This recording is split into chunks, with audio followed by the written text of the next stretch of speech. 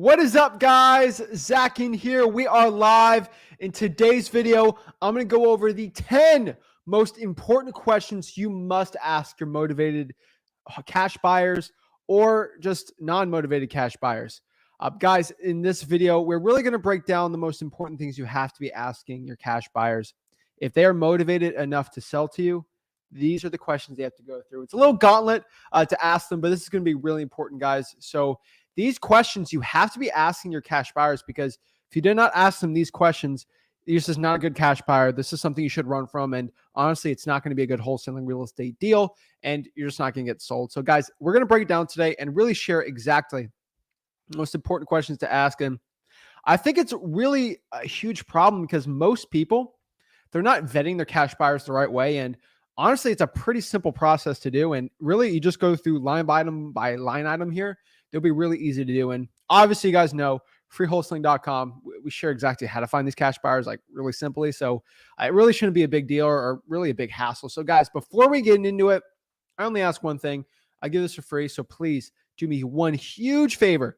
Like one huge favor I always ask from everyone. If you're watching this, just do me a favor really quick. Smash that like button and subscribe. If you smash that like button, subscribe, comment, guys, this is a live video. I'd love to go talk to you guys and see how I can help you learn wholesaling real estate absolutely for free. So let's get into it and let's kind of break down exactly the right things you have to be asking your cash buyers. But this is not a Zach Ginn, this is not a flip with Rick video without one thing. And this is how you know this is a live video. This is how you know this is a legit, awesome video that's going to get jacked up, because we got to jack the people up before I start my lives. I cannot do a live stream without the people getting jacked up, ready to go to learn wholesaling real estate. So let's cue the intro. Let's get it going. Let's learn some wholesaling. Woo!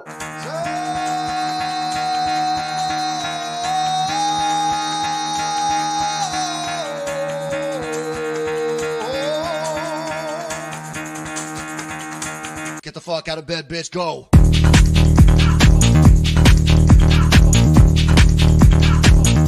Get up, again, they got go.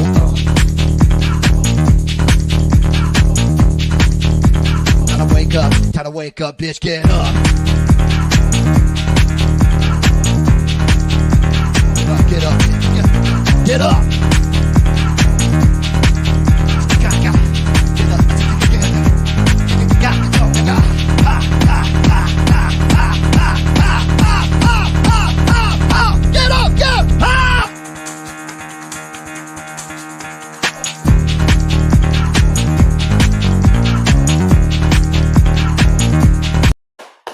Let's get it. Let's go. I'm telling you guys, this is the time to learn wholesaling real estate. This is the time to start learning exactly how to get it going today. Absolutely for free in wholesaling real estate. We got the P emoji. Let's go wholesaling houses for real team. Everyone's here ready to learn the exact questions to be asking, because we're getting some really good questions here. I mean, we got one right here. You know, one of my cash buyers asked me, this is what should I respond? So I'm excited. A lot of people are getting asked questions here from cash buyers. They want to know, guys, this is a live show. So exactly, I'm going to show you the right ways to learn this stuff. So guys, let's kind of break down the top 10 questions you have to be asking your cash buyers to make sure they're motivated enough to be a really good wholesaling deal. Because guys, in this market today, as of this live video, we are in a seller's market. And us real estate wholesalers, we are in the business of selling contracts. This is our market right now to go out here and sell to cash buyers. Cash buyers are basically begging us for deals. It is not the other way around where we're begging for cash buyers to go buy our house. We can really be in the opportunity where it's like, hey, I can sell this to 1 million cash buyers. This isn't the case if the market's bad. This is a really good market for wholesaling real estate where the cash buyer needs to really be working for us. You know, they honestly have to be begging for us to sell the deal to them. That's really the way you should be doing this. And I'm going to show you exactly the top 10 questions, the live video. So I answer everything for you guys live, all the questions you have. I'm ready to go. I'm really excited. I'm excited to share and excited to go after it. So guys, the most important thing you have to be watching. I know some people always come in late. So if you come in late, you lost this. And if you're watching the replay, you're lucky you're at this point here. But this is something that we have preached here on the real estate, just on Wholesaling Houses for Real Facebook group, on both of our YouTube channels, on everything. We've preached this since day one, and this is this acronym. So The question 1 through 5, these are the first 5 questions you have to ask your cash buyer. This is what you're going to ask. And this is really easy for you to remember. This is an acronym. I love acronyms. If you guys know this, I'm an acronym fiend. So I always love just listening and talking to people and then thinking what I'm going to say with acronyms. So questions 1 through 5, you have to ask your motivated seller is PASSAR. Let me say this one more time. PASSAR. So if you're talking to a cash buyer, a motivated cash buyer, I might have said motivated seller by accident, sorry, but PASSAR is what we're going to have to. So write this down, especially when you're talking to a motivated cash buyer, is you have to make sure that they're a really good cash buyer, they have to pass the PASSAR. So I've tried the monograms on it. PASSAR is the best one that I used to remember it. Rick's taught this like forever. But guys, you got to remember PASSAR. So let's kind of break down what PASSAR is, because PASSAR, PASSAR, PASSAR 5. That's the first 5 questions you have to be asking pretty much in order. And these are going to be the most important questions to be asking. So if you have this written down and now we can go after, it's kind of like the Ford method. I know everyone's been saying this here, but it's PASSAR. So what is PASSAR? So number 1, P for PASSAR is proof. P is proof. So the most important question, the first thing we got to be asking is, hey, cash buyer, can I get a proof that you're a cash buyer? Like that's what it is. So you might be asking, what is a cash buyer? Cash buyer is someone who's going to buy our real estate wholesaling contracts from us for cash. This is not a hard, did I say cash buyer or did I say hard money buyer or private money? Private money is fine, but like hard money or loan buyer. Did I say hard money buyer or loan buyer? No, I said cash buyer. This is a huge problem I think a lot of people are having, is that they are going after here and they think, it's like, my cash buyer is using hard money. It's not a cash buyer then. They need to buy the property cash. If they have private money, that's fine. That's cash technically, so it's fine. But you just have to remember this, guys. Cash. I cannot stress. I don't know why this is such a crazy, stressful, big deal for people, but your cash buyer is going to have to buy it for cash. So P is proof. So proof is going to be, hey, show me proof that you're a cash buyer. How do we do this? Really simple. It's called a proof of funds, specifically a proof of funds letter. A proof of funds letter basically states it is a letter from the bank or a screenshot of somebody's bank account showing that they have the money. Let's say I'm trying to sell my real estate wholesaling deal. I locked it up for 100. I'm trying to sell for 110, make 10 grand, right? Pretty simple real estate wholesaling deal. If my cash buyer, the person who wants to buy this contract from me, has $80,000 in their bank account, they're not going to buy my house for 100, that property for 110 and pay closing costs. Are you kidding me? That's not going to be a good wholesaling deal. So obviously they need to show a proof of funds from the bank, Chase Bank, BB&T, TD, Ameritrade, like whatever bank they use. And they have to go prove that they actually have the money in their bank account. I don't care that you say you have the money in your bank account. Go show proof. It's like me. I'm 22 years old. I'm a 7-figure wholesaler. And, a lot of people off the street or like a realtor, they're going to see me off the bat and say, oh, this guy's full of it. He doesn't have the money to buy the $600,000 multifamily deal. And then guess what I do? Here's a proof of funds letter from my bank. Right? Boom. And then they shut up. They're like, okay, you're fine. That is like more important than age. It's like money in the bank account. What kind of cash you got, right? So proof is going to be one of the most important things we're going to be asking. I need proof from the cash buyer that you can actually buy it. Proof of funds, get a screenshot of their bank account or an actual proof of funds letter. This is a really important thing that a lot of real estate wholesalers starting out have a problem with. And you'll get a proof of funds letter, but it'll say, oh, this is, let's use me, for example. I'm a fraudulent cash buyer, right? I'll give you a letter saying, oh, I'm a cash buyer. It says, Zach Ginn is approved for up to $400,000 for a line of credit from Johnson C. Lending. That is not a proof of funds letter, okay? I need a letter from a bank account, not from a hard money lender, okay? This is a big thing a lot of people have a problem starting out, is they'll get a letter like that saying, oh, hard money lender is, Zach Ginn's approved for $300,000 line of credit to buy a house. That's no, because then you have inspectors coming through. You're going to ruin the deal. So you need to get a cash proof of funds for cash. You guys might get annoyed at this, but I'm going to be saying this as slow and detailed as possible because there's so many new people that get destroyed in wholesaling real estate because they don't get this and they like, oh, and I get this all the time. I get these on the Thursday calls like, Zach, this deal fell apart. I don't know what possibly happened. And I'm like, well, let's break it down. Oh yeah, the cash buyer's hard money person got denied and we lost the deal. I'm like, why would you let someone with hard money try to buy your deal? Right? Like this is the issues we're seeing in wholesaling real estate, right? That these cash buyers are not cash buyers. They're hard money lenders. This is a huge problem we see in this industry. So just be careful with that. Next here is authority. So PASAR, PASAR, authority.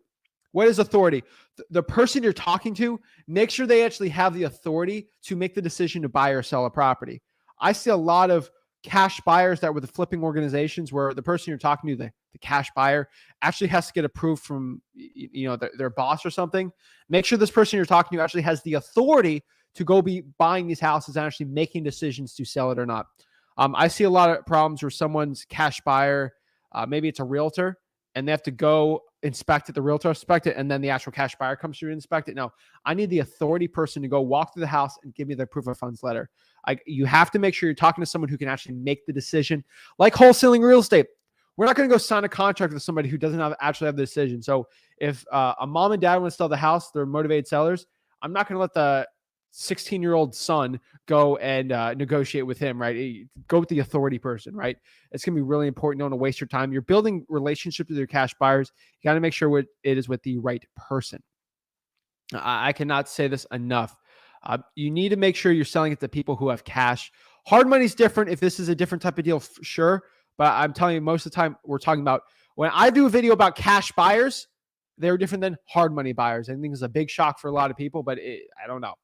Next here is speed. So PASAR, PASAR, said P is proof, A is authority, S is speed. How fast can they close on the deal? How fast are they willing to go to a property, look at it? How fast do they need to make a decision?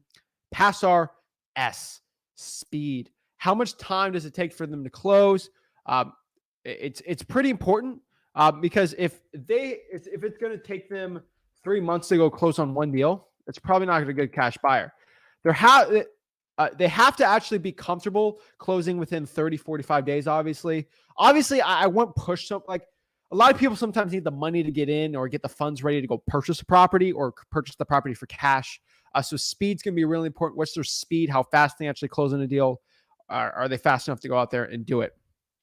Next is A is for avatar. And avatar, this is an Avatar: The Last Airbender. This is an Avatar: The Movie. This is what is the perfect avatar for this cash buyer? So we want to understand more about the properties they want to buy. And we also want to understand what type of cash buyer they are. And this is really important. I don't think a lot of people starting out in this business understand cash buyers are not all the same. They are all completely different. They're like motivated sellers. Each one is perfectly different. Each one's different.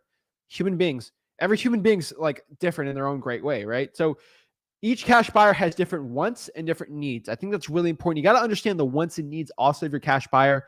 I have cash buyers. They're going to buy the property cash. So I guess they're all lumped in that one category, right? But you have to understand, I have cash buyers. Their most important thing is how much rental income they can get and their ROI, return on investment, for themselves. And then just for cash flow, these are buy and hold people, sometimes slumlords, right? They just want to buy Section 8 housing. Perfect, right? Those are one type. Now I have another type of cash buyer here who is flippers. All they care about is how much money they can make on the flip. They don't care about cash flow. They don't care, hey, can I buy this, renovate in 3 months, put it back on the market, make a profit? That's how much they care about it, And then I got the brand new ones. I got the people who are just trying to do this or that. You got to understand the perfect type of avatar. It's very important what kind of criteria they want. Also, what's the perfect avatar of a house for them? Hey, Zach, I'm looking for 3 bedroom, 2 baths at maximum. I don't want to buy anything over $250,000. ARV can't be over $400,000. And then I got other cash buyers like, hey, I only want multifamily. Oh, I only want to do luxury flips. You have to understand what type of cash buyer, because you're creating a relationship. You kind of want to put them in sections, I think it's pretty important to do, because at the end of the day, You want to be in the role where you're getting so many properties that like, oh my gosh, there's a 3-2 in Western Port St. Lucie. I know a buyer for that. Oh, this is kind of a disgusting house, but it can rent fine. Section 8. Oh, I got a cash buyer for that. You don't want to go try to do the little beat up $40,000 Section 8 house in a high crime rate area with the person who wants to do luxury flips for like $400K plus, right? Like you just got to understand what the type of avatar for your cash buyer. You can put them all in there. Podio's great. You can do everything in there. Freewholesaling.com kind of like breaks it down and shares it. Next here is results. I think it's a pretty important one. I think results is a big, like you want to understand someone's results. So PASAR is really important for understanding if your cash buyer is not a cash buyer or not. One of the most stressful things is when you think you have a cash buyer and it ends up that was just a wholesaler trying to screw you and trying to daisy chain it, which I hate saying lingo that goes over people's heads. Daisy chaining is like, I'm saying I'm a cash buyer. So I lock up an assignment with you and then I go try to find another cash buyer. I didn't even have the funds to go close on the deal. That's not good. You know, I'm not really a big fan of that. So you got to be careful too with that too. Is just a lot of wholesalers out here. They just, it's a mess because a lot of people are starting to daisy chain more and more. A lot of people are just not actually doing the results. So results, my definition of it is really asking the cash buyer their history. You know, how many properties do you currently own? What kind of properties do you own? What are your goals for buying these properties for cash? And what are some of the recent houses you've bought in the past? And those are really important to know because it's like, oh my gosh, she's bought 4 houses this month already. She's probably a good cash buyer. You can also do this yourself, Pastor. You don't even have to ask these questions. You can actually even look it up. Like, hey, what's your company's name?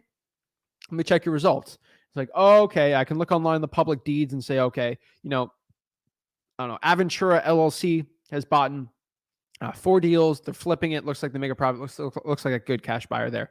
It's very important that you understand that because it's really going to help you out, especially when you're starting out. So results is going to be really important. Next here is number 6. So that's PASAR. That's really going to help you out, especially when you're starting out in this business of which is a good deal, which is not a good deal. Next here, number 6 is, are you comfortable if I make $100,000 on this deal if you buy it for X amount of dollars? Now, I'm going to be very slow and very detailed on this one because this is probably one of the most important questions you have to be asking. Because if your cash buyer is not comfortable with you making $1 billion on a deal, that's not good. What I mean by this, we want to get the cash buyers that are greedy. We want to get ones that are jealous out of here. Those are not good ones. For example, I've had this plenty of times before where I've done JV deals with someone because I always ask these questions. Our team does. So obviously we never really have this issue, but I'm JVing with someone in like Montana. Okay. For example, the only example I really have on this is a deal at JV in North Carolina, like back, like a year and a half ago, like in the height of the panoramic. I don't know how to say it the right way without the keywords showing up, but this cash buyer, he was completely jealous. So we were making, I think, $20K on the deal. And the cash buyer was so hurt because we had on a contract for 30, selling for 50. Okay. Western North Carolina. They were so upset that I was making $20,000 on the deal. And they felt like they should have bought it for 35 that they're like, I'm not buying this. I'm not paying you $20,000 on the assignment. I don't like that. But I'm like, you agree to buy this for 50. And they're like, I don't like that. You're making 50 because the other person I was JVing with found the cash buyer. Duh, right? So you have to ask this question because your cash buyer should only care about the purchase price, not how much you're making on the deal. And if they understand that, they're fine with it. Because I've had cash buyers. I'm making $70K on the assignment. They don't care. Like they're like, fine, good for you making $70K. This is my purchase price. I'm good with that. Give me more deals. That's great. If they get jealous, that could destroy the deal. So you got to ask if they're comfortable. If you make, let's say an example, let's say you're selling a deal for 200, say, hey, and let's say you've on a contract for like 150. I always say this, hey, Mr. Cash Buyer, are you okay? For example, here, you're buying this for 200. Are you okay if I made $100,000 on this deal? But let's say my assignment fee is 100K. Are you okay with that if you buy it for 200? Sure. I say this too all the time. Hey, Mr. Cash Buyer, are you okay if you're buying this for 200, right? Yeah. Are you okay if I make $199,000 on the assignment? Would that bother you at all? No, I don't care. As long as I buy it for 200. That's what you're trying to do. If they say, if they say, I have a problem if you're making over $10,000 on an assignment here, next one, right? Like we don't want to deal with that. So I think it's pretty important we understand that, so we know what's the right type of cash buyer for us. Next here is number 7. We will be using blank your title company. This is kind of a question, kind of a statement.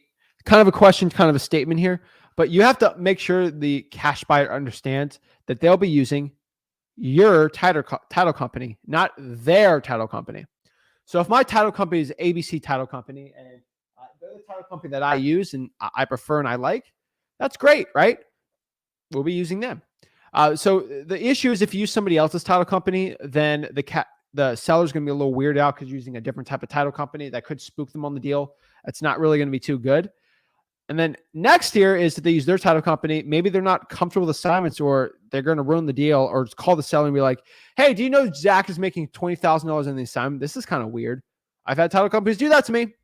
So you got to make sure you use your wholesaling friendly title company, not the cash buyer's favorite title company. If your cash buyer is okay with that, should be fine. Number 8 here, we have to ask, what is your criteria? So we have to ask what kind of criteria they want. This is kind of close to avatar results, but sometimes you might ask this question in a different way. What's your max ARV? What area do you want to buy? Are you like some cash buyers like, I'm only buying in this city or this zip code? Even there might be a city north, they don't want to deal with it. It's a different county. They don't like it. Some cash buyers want their rentals near each other. So you just got to be careful with that. So that's one thing you definitely have to consider is sometimes cash buyers are not comfortable with being in a different area. So that's something you got to ask. Number 9 here. I have instructions. And what are instructions? I wrote kind of vaguely on their instructions, but I think it's kind of important you understand is you have to understand, this is really important, that your cash buyer has to be okay with your process of selling the deal.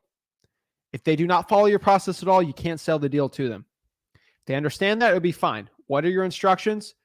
So, like one example, Mr. Cash Buyer, is if you're walking through the house, you can't be talking to the seller. This could potentially ruin the deal for me and ruin the deal for you and all your potential deals.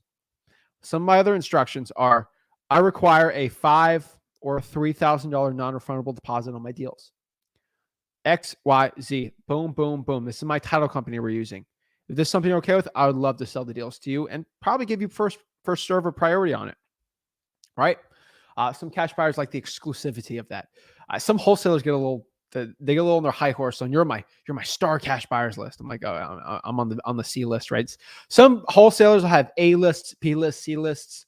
You just got to see which list you could make someone in there. But like I kind of have them all popped up. I got my top tier cash buyers, obviously, but you just got to understand that too. And lastly, probably one of the most important questions, this isn't a deal breaker, but this will help you know if you have to do more, if you have to do more hand holding with this cash buyer. And this is a pretty important question. I think everyone should ask this, but number 10 here is, have you purchased from a wholesaler before, Mr. Cash Buyer? Why do I have to ask this? Why is this a really important one for you to know? This is because if your cash buyer hasn't purchased from a wholesaler before, maybe they're not comfortable with the wholesaling real estate process. Maybe they don't know much about the wholesaling real estate process. This means we're probably going to have to go explain wholesaling to them and see if they're okay with that. Obviously, if they've bought from wholesalers before, they understand the process. It's easy, good to go. Maybe it's their first or second time with a wholesaler. You just have to explain the process, see if they're comfortable with it, and then go from there. The worst is when you think you got it, and then the cash buyer gets spooked or uncomfortable and you lose the deal. You just got to understand that. So those guys are the 10 questions you have to be asking your cash buyers. If you're not asking your cash buyers this, you're losing out on the deal. You're going to have a wholesaler go try to screw up the deal for you. You're going to have greedy competition. Another huge, really important part here is on the bottom right here. We got freewholesaling.com right here. This is freewholesaling.com. At freewholesaling.com, we give out our free assignment of contract for our cash buyers. Also our purchase and sale agreement, obviously. This assignment of contract is going to be very important for you to use with your cash buyers at freewholesaling.com, because we have had lawyers written it. These are the assignment of contract that I use in my business to run a 7-figure operation.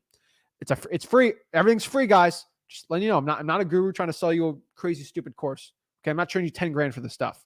Some people do. Even 30 grand I saw. But freewholesaling.com, the reason why I stress this enough, because a lot of people get bad assignment of contracts where on the assignment of contract, where a cash buyer have clauses just to screw you in those deals. And you gotta understand, like one example is if you get a price reduction from your seller. So if you go to the seller and say, hey, seller, I got to reduce the house by 10K for the purchase price. If you don't have it written out exactly, the cash buyer could just be getting a $10,000 better price, not you. That's why our assignment of contract helps protect you in all facets facets of assignment of contracts. If your cash buyer tries to screw you, it's basically clearly stated in our assignment of contract that we get that $5,000 to $3,000 non-refundable earnest money deposit. It's all in there, locked in legally to help you out. Obviously, you want to go to your title company to make sure that assignment of contract is good with them, because they're the ones who's obviously going to pay you and give you your earnest money if someone tries to screw you. You can use that for a legal agreement if you got to sue someone, unfortunately. If a cash buyer tries to screw you, it'll help you out in that. So that's why at freewholesaling.com, I stress so much that you have to be out here.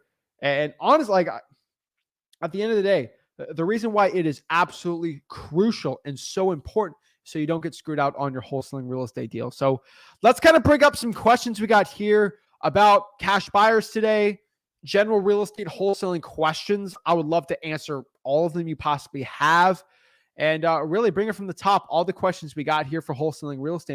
I'm excited. Taylor knows what's up. Hey, y'all, hit the like button before we get distracted. Taylor knows what's up. Appreciate that. Bring it, Zach. Bring it, Zach. I love it. Question here from Wayne. Tried asking yesterday. I drove around in counties north of New York City. I just found a bunch of vacant distressed properties. Awesome. Is it worth trying to wholesale or just buy and flip knowing it will take longer? In my opinion, Wayne, wholesaling real estate is so much better than fix and flipping. Fix and flipping is going to cost you 3 to 4 months of your life, fix and flipping that one deal to make an extra $10,000. Where in wholesaling real estate, you can do so much more volume where maybe you're not going to make that extra 10K, but for that 4 months, you could probably do 3 or 4 extra deals, which will overpay you so much more than that fix and flip opportunity. So Wayne, just understand wholesaling real estate in the long term, in the economies of scale, wholesaling is going to just destroy fix and flipping every single day of the week. Now, this is different than like wholetailing where you're in and out in a month, maybe 2K in rehab. That's fine. For our 6-figure deals, it's worth it. But for most people for wholesaling real estate, just wholesaling is way better. Justin, what is up? Sup? Kenny's the boy in Texas. He's a man in Texas. Creative finance guy. Hit him up on Facebook. He's a great dude. Julian says, woo! Got some Ric Flair woo in the house tonight. Yeah, what is up? Dwayne, what is up? Let's go. Dave says the music's awful. Oh my, come on, Dave. You're in the wrong channel, buddy, because that music's going to be on for a little bit. I have the same looper. Awesome. So let's kind of get some questions going. I'm pretty excited about this. So let's get it going. Corey says, actually, guys, let me know in the comments. Do you guys want background music? I'd also want to know if you guys would like to see background music. Because we got background music for the streams. I started working on it. So if you guys want background music, you let me know. Maybe it's more enjoyable. Maybe it sounds better than just my voice. You let me know in the comments. I'll probably pop some background music on if you want. Nothing copyrighted, obviously, but let me know. Let's get it going. So Corey, what is up, Corey? Corey says, when you ask a buyer for proof of funds, do you see a personal or business name to ensure it's a legit proof of funds? Corey, amazing question. When you have your proof of funds, make sure it's in their business name or their personal name. A lot of people buy properties in business corporations, kind of like me. So make sure it's in their personal or business name. It really doesn't matter at that point. Stony, anagrams. My bad. Oh my gosh.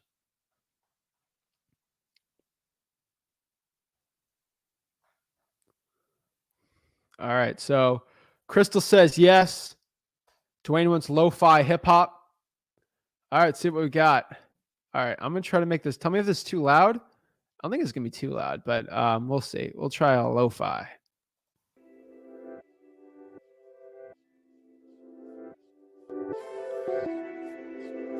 All right, this is too loud. You let me know. I'm gonna put it at a 20 and just start answering questions.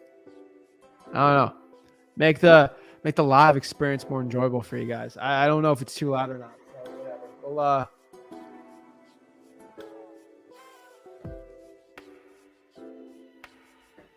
all right. Yeah, we're getting funky in here. Let's go answer some questions and see what we got. But what is up, guys? So let's see. Hey Zach, I tried to get the probate list, pull public records. I called the Superior Court, but they never picked up the phone. I tried to do it online. All righty.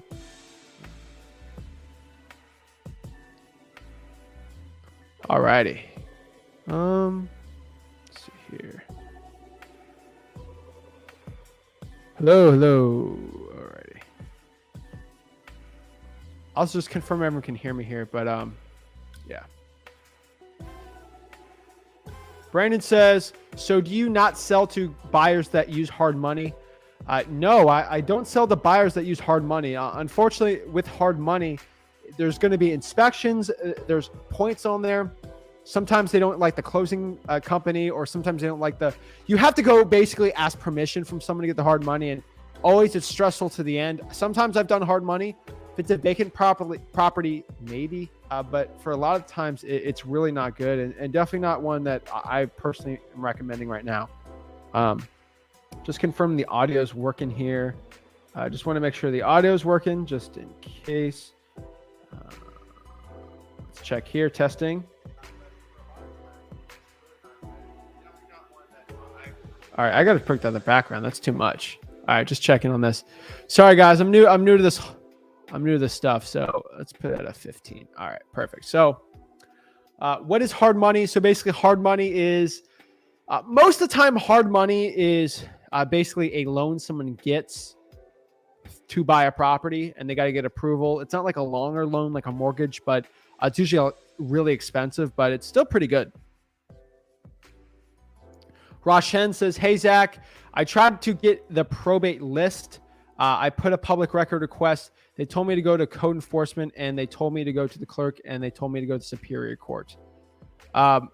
Roshan, let me know what county you're in. I'll go see. I called the Superior Court, but they never pick up the phone call. I tried to do it online, and you got to go in person, man.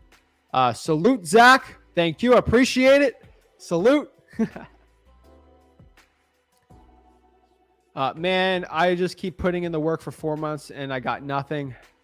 Man, let me know what kind of marketing I see. I hate seeing that, but again, at the same time, you got to let me know what type of marketing you're using, man, because it's definitely going to change up what I think or what I recommend for you. So just understand that, like, I got to know what marketing you're doing, and it kind of helps me understand like what I recommend or what I don't recommend on there.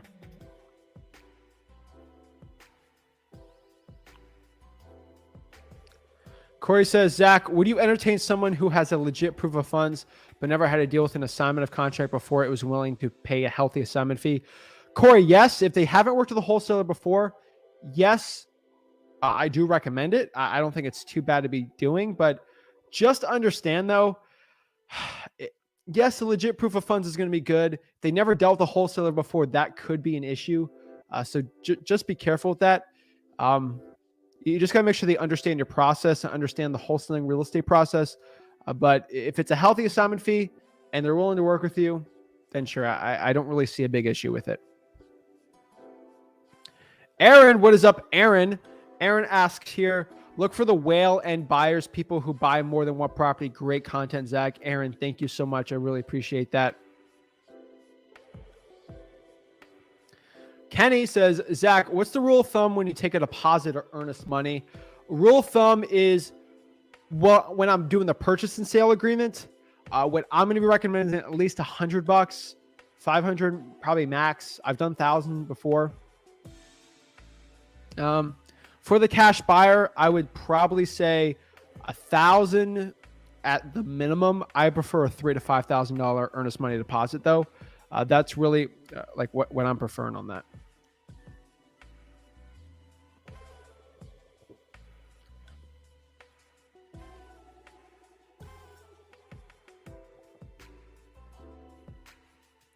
Telia has a really good point. You know, if the numbers work for them, then they shouldn't be concerned with what we make. 100%. Juan says, you do one-on-one, Zach. I do one-on-ones at Wholesaling Houses for Real Facebook group, the Mastermind. Obviously, it's all for free. I'm not going to be paying. Like, I don't want your money. I don't want your stinking, stupid guru money, but I'm here to teach it for free. Pokey Love says, can you wholesale a property at an auction? Yes, you can. Are they the best? Probably not. Just an FYI. Let's get it, Zach. Awesome. Crystal says, thank you for the free gems. Greatly appreciated. Greatly appreciate you. Thank you so much, Crystal. Awesome. What is up? What is up? Jason, what is up? Jason says, hi, Zach. I'm looking to work on a subject to deal on a house in Melbourne, Florida. Do you guys still have paperwork, or can you recommend an attorney in Florida that can help me at a reasonable price? Yeah, Jason, just DM me. I'll go help you out there.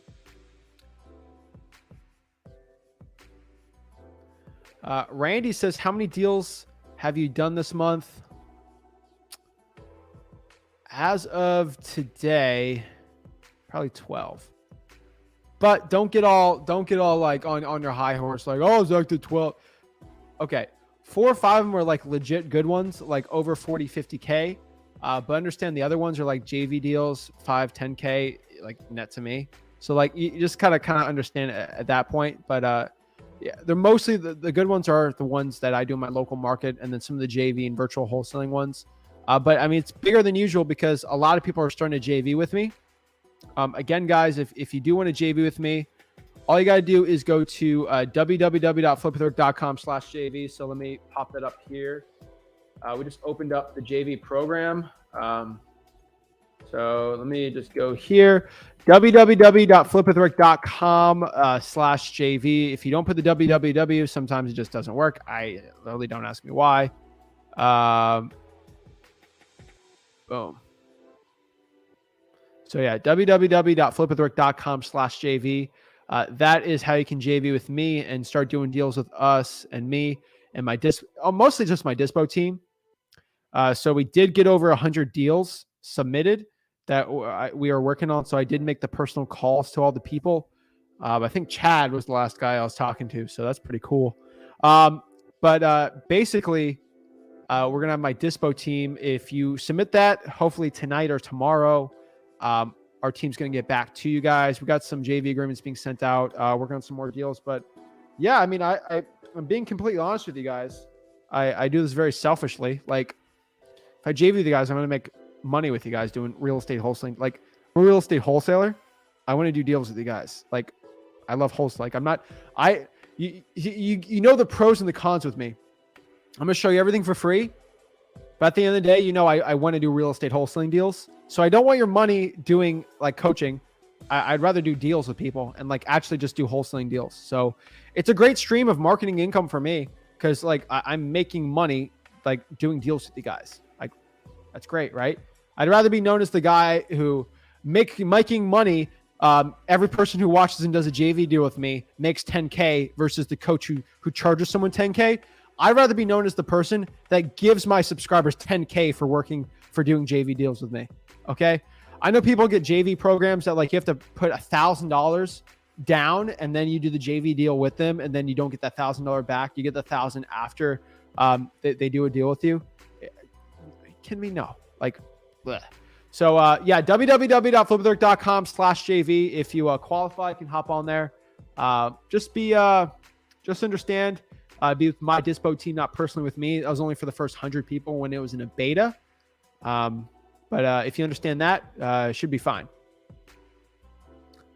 Let's see here. I'm trying to get the questions down.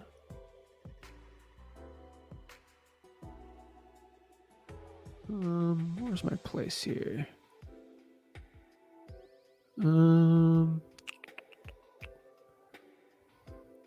Love Flip with Rick. Thank you for everything, Zach. Of course, Jason. I appreciate it.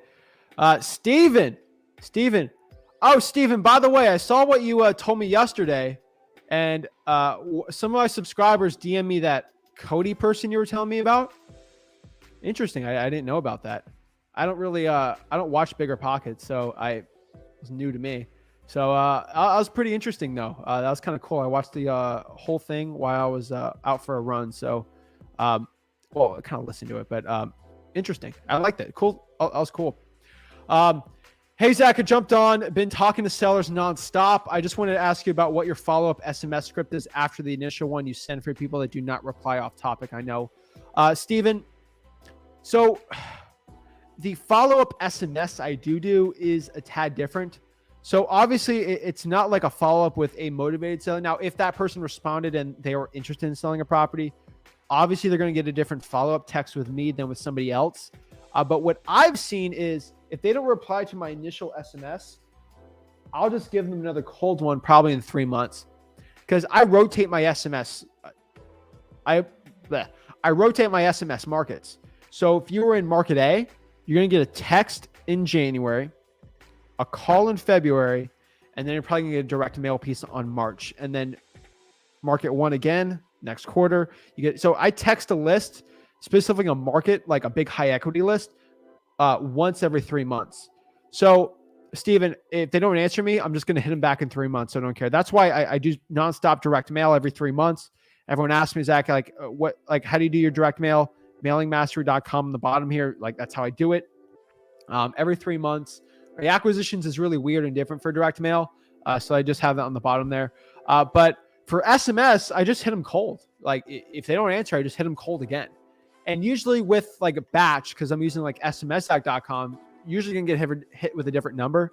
So I think it's a completely different person. So it's fine. That's kind of my way I do it. But let me know if it's different with you. Hunter says, how do you skip trace an LLC to find the cash buyer for a transaction? Hunter, this is a really important question. You know, like, how do you find an LLC? How do you skip trace an LLC? And the best way I found is to actually go to the deed, or actually go to the mailing address on that property and find the mailing address. Usually the person's LLC is going to be at their personal residence or maybe at an office. If it's at an office, it's a bigger company. Usually they're probably not the best for you. So you got to understand that. But that LLC goes to someone's personal house. You can just look up who lives in that personal house and it'll say John C. for John C. LLC, right? And then boom, you can go talk to them. If you go to like truepeoplesearch.com, put in that mailing address for the LLC in there and someone's phone number is going to pop up. I love it. It's absolute killer for me. And that's definitely what I use. Dwayne says, seems like good volume. Sets the vibe. Love it. What's up, Zach? How many contacts do you aim for daily with cold calling? 30 to 50? 30 to 50, I think is pretty good. For 5 hours, is that 10 an hour? That'd be really good. Yeah, I mean, I would probably push 50 to 100, but I don't think 30 to 50 is too bad at all. I don't think that's too bad at all. Hey, Zach, AKA the GOAT. I don't call myself the GOAT. Personally, I think Rick Ginn's the GOAT for wholesaling real estate, but that's my personal opinion. Call me whatever you want. I got big shoes to fill in for wholesaling, but I'm not going to say no to you giving me a compliment. So I love it. I want to be a projection, in my opinion, on the wholesaling industry. So if the people of wholesaling love it, I think it's great. Talia says, Stoney, I'm crying. Yeah. Oh my gosh. Jason says, sounds good. Perfect volume. Awesome. Okay. Ben says, do you need a bank account for wholesale or can you pick up the check? So here's a really cool one. You don't need a bank account to get into wholesaling real estate. You can get a check. You can cash the check too. So it's fine. Most bank accounts you get for free, like a Bank of America or Chase. So that's it. I always get asked, Zach, what kind of bank account do you recommend? I like Chase Bank. It's probably they just have the best customer service. Granted, I'm a pretty good customer of theirs. I hold good amount of money with them, so they kind of treat me well, versus Bank of America. So that's what I've seen here in South Florida. That's kind of my opinion on it. Steven, Sean, haven't done upwards of 1,000 calls per day. I would say 10% is good, sometimes 7%, sometimes 15%.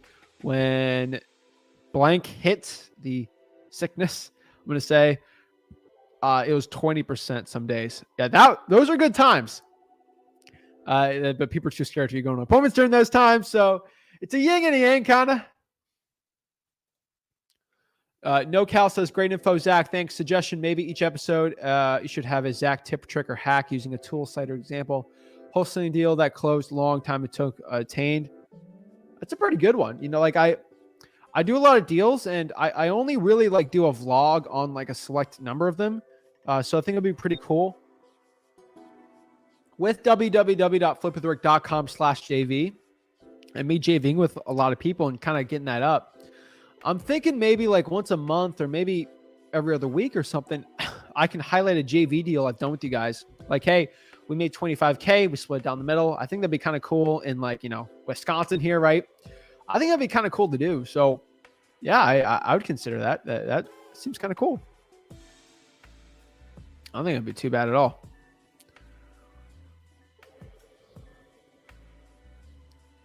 I'm in Riverside. Hunter wants to know, is this a replay? Yes, this is a replay.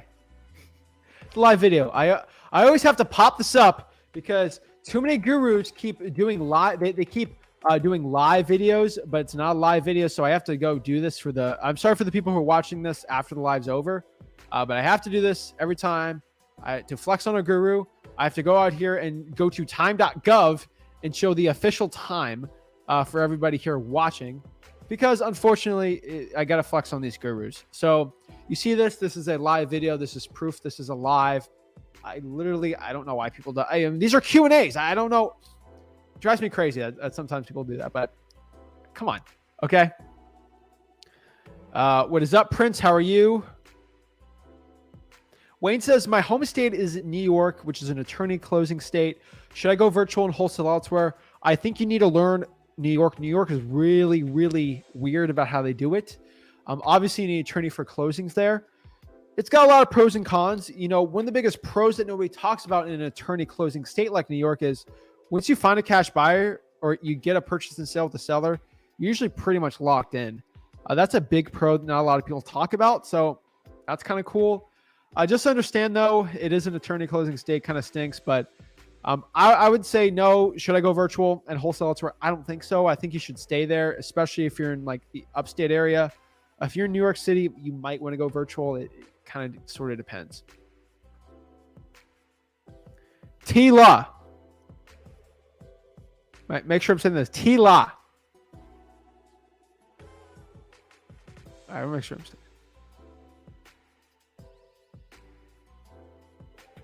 Sorry if I said her name wrong. I'm sorry. I sometimes get too excited. Handra says, how do you find a market your deal to?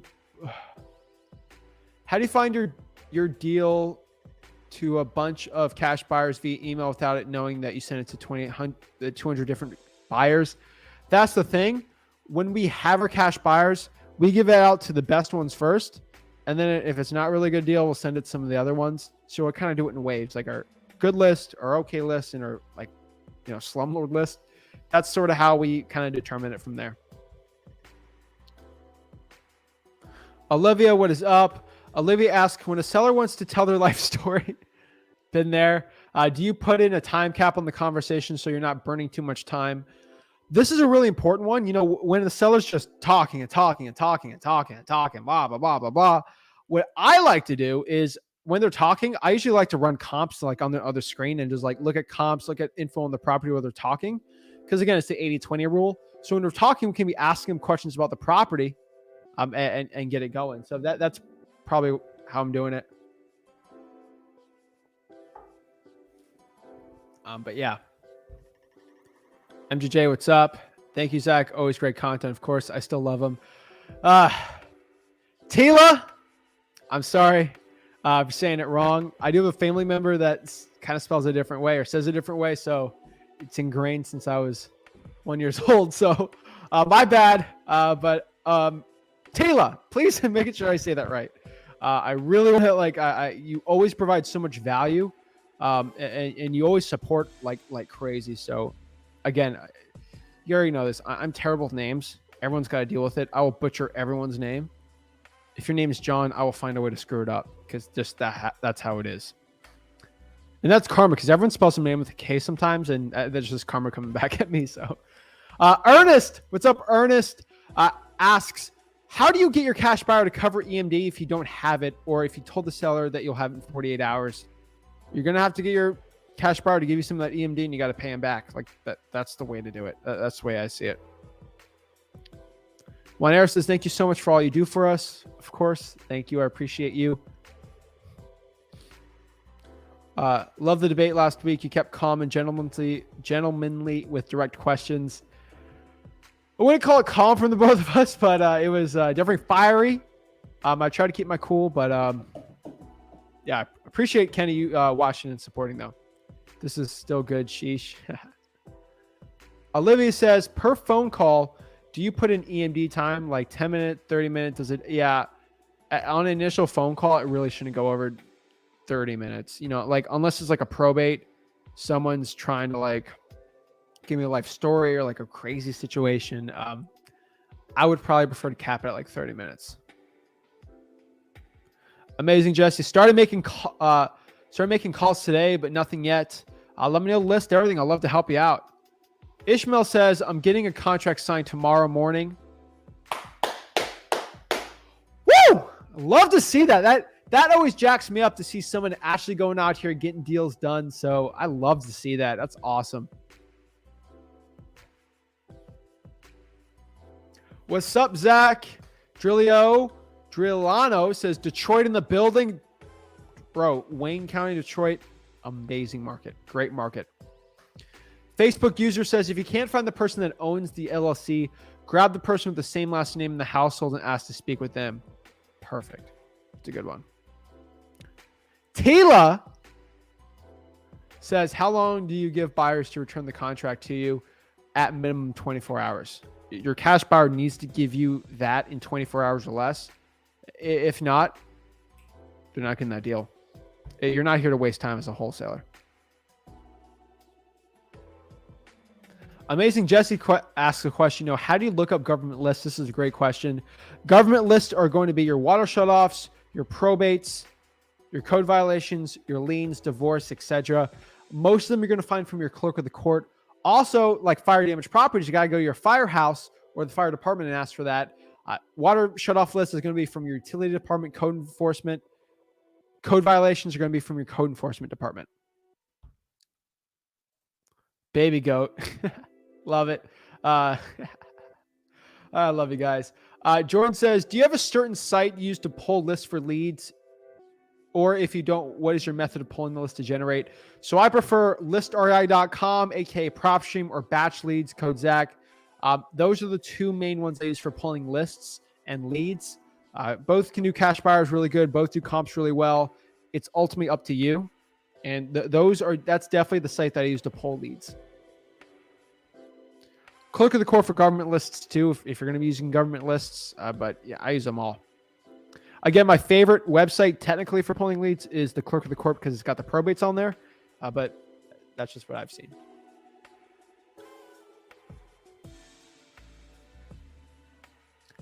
Dylan in the house from St. Pete, the man, the myth, Dylan. All right. Hey, Zach, have you ever had a seller get upset at closing when they find out you assigned the contract and making a large profit? How do you navigate that with the seller? I've never had a seller upset that was making money. I've always been upfront with them. You can make more money as a realtor. I've always said me or my partner are going to buy the property, and I'm always upfront with them. I've never really had a seller upset over it. I don't know. Maybe if you interview them after and you tell them, maybe they might get upset, but like usually they don't care because they just got their cash.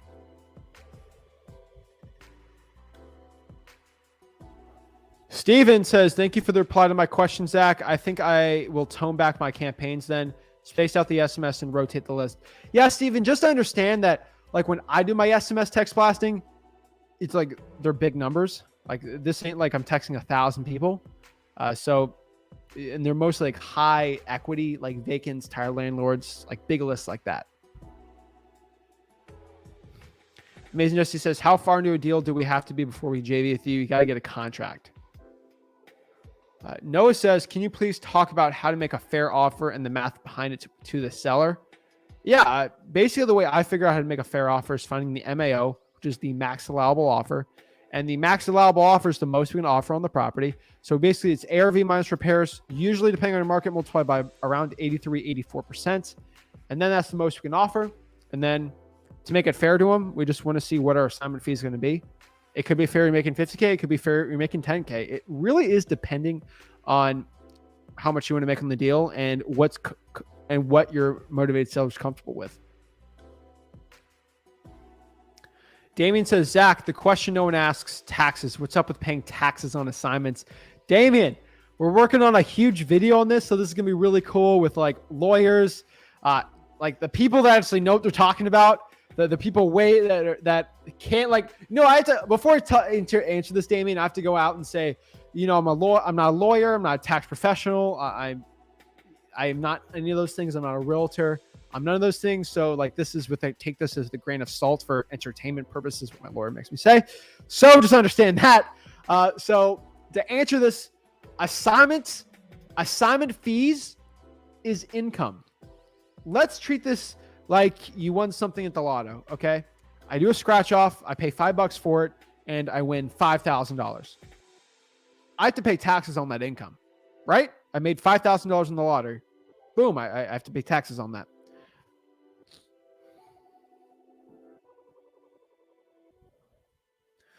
What's the difference between that and me paying $5 for bandit signs, sticking that bandit sign, printing a piece of paper, putting a property under contract with the seller, and then selling that piece of paper for let's say for a profit, making $5,000, and then I made $5K from a check from a title company?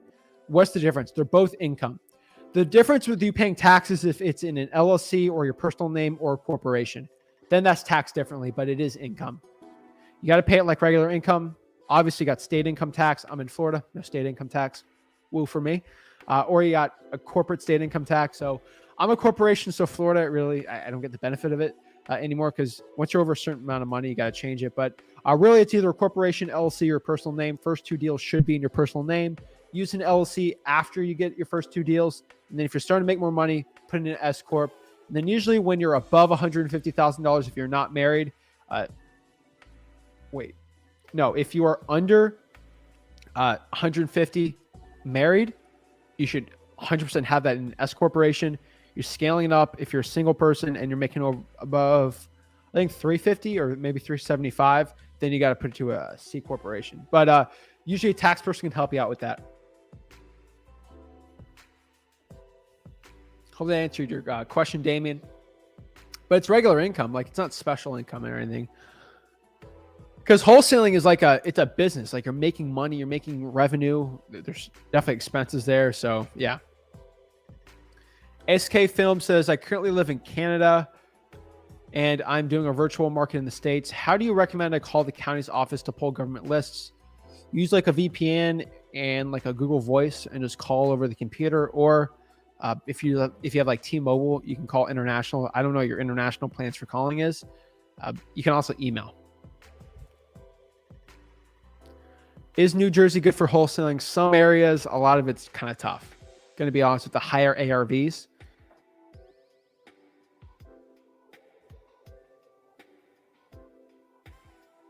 It's all good. We have fun while we learn. Oh, yeah.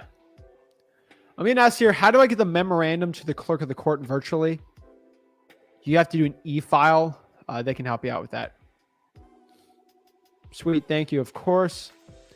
No one's ever said this business is easy. This is a tough business. It is never an easy business, this wholesaling real estate stuff, but it requires work. I'll be the first person to tell you that. Sweet. Thank you. Of course. Narav says, if you sign a contract with a seller, but I don't find a buyer, what happens? Great one. So the question asked here is, if I sign a contract with the seller, but I don't have a buyer, what happens? So in your contract, you have an inspection period. That inspection period is your get out of jail free clause. So basically in that inspection period, you have a certain amount, usually 30, 45 days. You can inspect the property and get out whenever you want. That's for most standard real estate contracts. The cool part is if you're in that inspection period, you can just get out of it. No problem. If you're outside of that, sometimes you might have to lose your earnest money deposit. That's why I say max 100. But usually if you don't have a cash buyer within that 30 days, maybe on day 29, get out of the contract so you have no risk at all. That is my recommendation for it. Now, if you don't have a cash buyer, maybe you can get an extension with that motivated seller and maybe extend another 30, 45 days. Usually if you can't find a cash buyer, either your price is off or you're not having a good time or you're not really good at finding cash buyers. You got to decide which one is the problem there. And if your cash buyer doesn't want to buy your deal, ask them why they don't want to buy your deal. Be pretty interesting to see. And usually there's a reason why. Can I use my LLC on the wholesale documents or should I also list my name? Buy it. If you're wholesaling real estate, buy it with an LLC. So on the purchase and sale, make sure you, the buyer, it's going to be like, I don't know, Zach Ginn LLC. So sign it for the LLC, not you. Yo, Zach, you ain't going to shout me out. Detroit in the building. Bro, I did shout you out. Detroit. 313.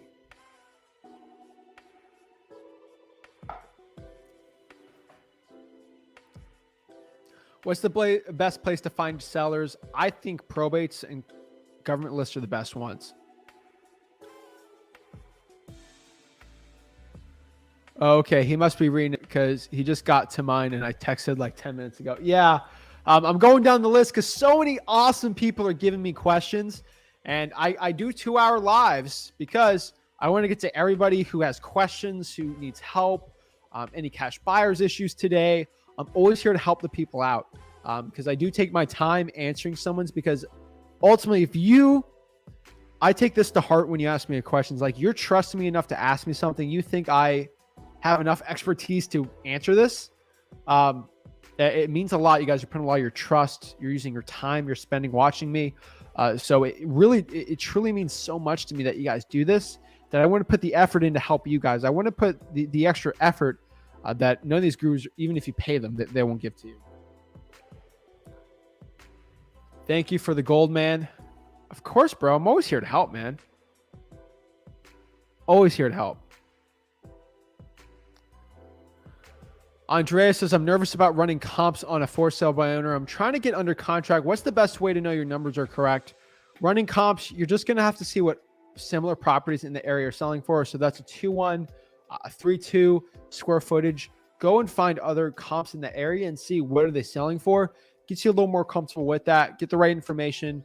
Realtor.com, Zillow.com. Those are great comp tools when you're starting out absolutely for free.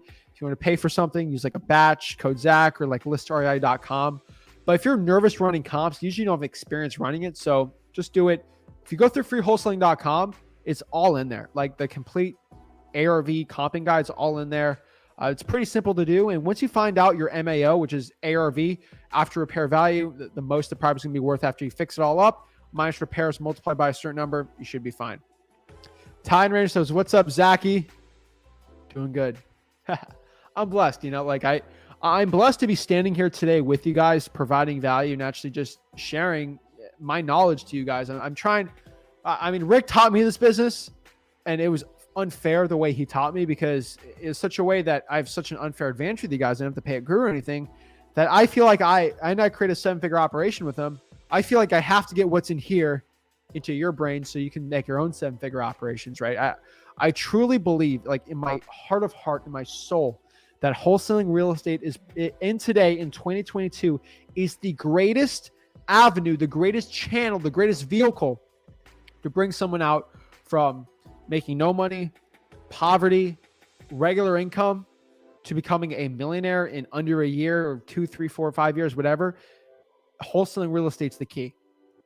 Seriously, legally, it is probably the greatest way to make a bunch of money in a short amount of time, and you can create an insanely amazing business doing it. I truly believe that. I'm testimony for it. So many people on here are testimony for it. And I just want to give people the best possible information for it. Obviously, let's run some statistics. People don't like this, but I'm going to honestly just give you the statistics. If I have, I don't know, on this channel, 24,000 people watching, obviously 24,000 people aren't going to make $100,000 this year on wholesaling. But I'd like to think that the 24,000 people they got the best information possible to learn it. You know, you didn't have to pay $5,000 to get the right information and try to get the advantage on being successful. I'd like to even the playing field versus I like to believe the people watching my stuff, my 24,000, there's another guru selling a big course for 24,000. My people watching, you guys have a better advantage than them because you got freewholesaling.com, you got free one-on-one calls, you got all this absolutely for free that even if you have to pay for this information, you're not going to get. That is what we're saying. Thank you guys for spilling the beans. I'll share this video out. I'm out. Peace. Appreciate that. Love it. Thank you so much. Lano, the billionaire. I love it. Yo, Zach, thanks, man. Motivation daily. I love motivating the people. I love getting the people out of their seats, getting ready to just start wholesaling and going out there, start changing their lives. I absolutely love it. I live for this stuff. I love this business so much. I want to help the people out. M2J Smooth Criminal asks, can you have the seller sign the contract first before you sign their name or LLC? Yeah. We in the beginning with our acquisitions people, they couldn't even sign for a business because they weren't officers on it. So I just had them have the seller sign it, and then I'd go in to sign it after, and they got me the contracts for the week. Italian Ranger says, how much are closing costs usually, and how do I get the cash buyer to pay them? Do I put it in the contract? I think a closing cost percentage, usually it's around 1% to 2% of the purchase price I've seen. Depends on the state, obviously, but usually it's maybe around $2 or $3 grand for most houses. And, you know, how do I get the cash buyer to pay them? The best way to get a cash buyer to pay the closing costs is to write that in the assignment of contract. The best way to do that is just go to freewholesaling.com. It's already in the assignment of contract that the cash buyer is going to pay for it, and it's in the right legal jargon, so you're fine on it. That's why I recommend everyone go to freewholesaling.com to learn how to do it. It's all in there. It all shows you exactly how to do it free the right way, and that's the way we do it, you know. Rick Ginn, what's up? Flip with Rick Nation. Let's get it. Awesome. I love it. Everyone's watching. Do you have an LLC to do wholesaling? No, we have a corporation. I have multiple corporations, trusts, basically any type of. I do have LLCs too. I have any corporation under the sun, every delegation. I run a lot of companies. So yeah. Bradley says, I'm just starting out. I live in a rural area between Houston and Dallas, Fort Worth. Do you think a city with a population of 40K will be worth the effort to do a drawing for dollars? Yes. Bradley. Yes, yes, yes, yes, yes, yes, yes. It doesn't matter if your market's big, small, little. Drawing for dollars is always going to be the answer. Rural markets in Texas are absolutely crucial and critical. I do deals in cities with populations of 20, 30,000 all day.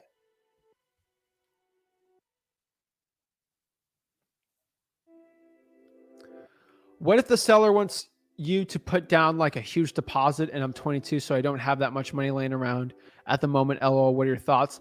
Depends how much of a deposit. Just say, hey, we're purchasing this really fast, so that's why we do $100 for the deposit. If this is a traditional realtor route, of course I'd pay you more, but then I have to do inspections. I might have to close in 2 months, not faster like we do now. That's kind of my speech for them there. James says, James, I get this question asked all the time, and I think it's a really good question. I think it's something I want to address. You know, what do I ask? James, so what do I do if the seller asks for proof of funds? Basically, the way to answer this, if they ask for proof of funds, either give them proof of funds if you have it, or give your partners proof of funds, which would be your cash buyer.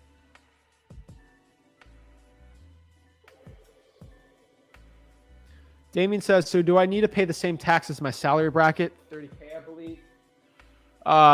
Good for you, Damien. Oh yeah. Nice.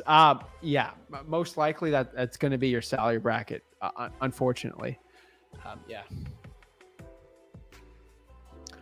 That's why people do S corporations, so they don't have to pay a FICA 15.3 extra taxes. But after your first 2 deals, then you should be worrying about that, not like now starting out. Amazing Jesse says, I set aside 25% for taxes on my eBay business. That's perfect. Once you make more, obviously set more aside, but that's pretty good. James says, what do I do if it, yeah, I already answered that one. Zach, I only have some initial SMS messages for the campaign. Can you give us some extras? here's my issue about giving SMS ad copy for you guys. That's great and all. If I give you my ad copy, unfortunately, everyone's going to start using it, and then the ad copy is going to suck. The best is the one you make yourself. Look at the examples I give. That's the best one I've seen. Remember, guys, check out my wholesaling group, Wholesaling Houses for Real. It's getting kind of crazy, that group. So I'm loving the help. Again, if you want constant questions from me being answered in like text format, I do answer as many questions as I can in that Facebook group, that Mastermind. Also, guys, the reason why I tell you, I'll get to Bill's question real quick, but basically why I tell everyone to do it is because I get asked this question on a daily basis. Zach, how was I not able to get the one-on-one calls with you on Thursdays? Why am I not able to do it? Because to get the link to do a one-on-one call with me, which is probably, you'd have to probably pay $2,000 to get a one-on-one call with me for 10 minutes or something, like in the guru space. Why I give those out absolutely for free? I give you literally $2,000 worth of value for like a 10-minute call with me, or even a 30-minute. I've done hour calls with someone. Is you have to be a part of my mastermind. Unfortunately, I get thousands of people watching and then hundreds and hundreds of people watching live. I can't talk to 200 people at once, right? I can't even get to 200 people in 1 2-hour session. So I have to make it a little harder for you guys. And I want to get the people that actually providing value. I want to talk to those people one-on-one first, obviously. So the people providing value, they're in my mastermind. I do run the biggest wholesaling mastermind in the country. It's my Wholesaling Houses for Real mastermind. Basically, it is the biggest, one of the fastest growing masterminds in the country too. I let the people in my mastermind talk to me one-on-one, and everyone's like, oh, this is Zach's pitch. This is $1,000. It's going to cut. Guys, it's free. Literally. You just got to click join group and you're in. And then on the announcements, I just have this on here, free wholesaling link. But on Thursdays, on the featured, it's a big announcement that I get the link out to go join. It's the link to join the one-on-ones. You know, I usually say it's around 5:30 on Thursdays. And you can click and actually join the link. Then you can go out here, ask questions. Shout out to Alfredo. I'll give him the shout out today. Just watched Flip with Rick course today, and I got my first house under contract with the seller. Thank you, Zach and Rick, for your valuable information. Bro, I'm telling you, like, I want to give a shout out to this, because I always tag Rick because I want Rick to see this, obviously. But like, you know, then like when you're in the mastermind, you get like private information, which is awesome, guys. It's Wholesaling Houses for Real. But like, look, like, he's brand new. And how to get this? I did my homework, paid for PropStream. Cool. What list? Apparently, it was a high equity vacant. Whether he'll post a check soon on it. You know, you get inside information. You know, how many leads you generated 500. You get all this really cool information just from the stuff. You know, what is it? Is this a? Oh my gosh, this is a mess. How do I block this person? We're not doing trading on that. No. Okay. Blocked. So, I block a lot of spam out of the group. So they're literally one of the few wholesaling groups without spam on it. So yeah, guys, so that's Wholesaling Houses for Real. No gurus, no selling, just value. Those are the rules for the group. But, I'll stop plugging that, but I'm just telling you guys, I get asked all the time. So I wanted to give at least a minute on the stream just for you guys to know how do people get one-on-one calls with me. You have to be in that, and that's how you actually get access to it. Thank you to Bill. Bill's been pretty patient, so give him a shout out. But I like the profile pic there. Was that Fortnite dance? Oh my gosh. Bill says, what happens if the seller wants you to put down a huge deposit? You don't have that. I think I already answered that one. You're gonna have to use your ask your cash buyer for it.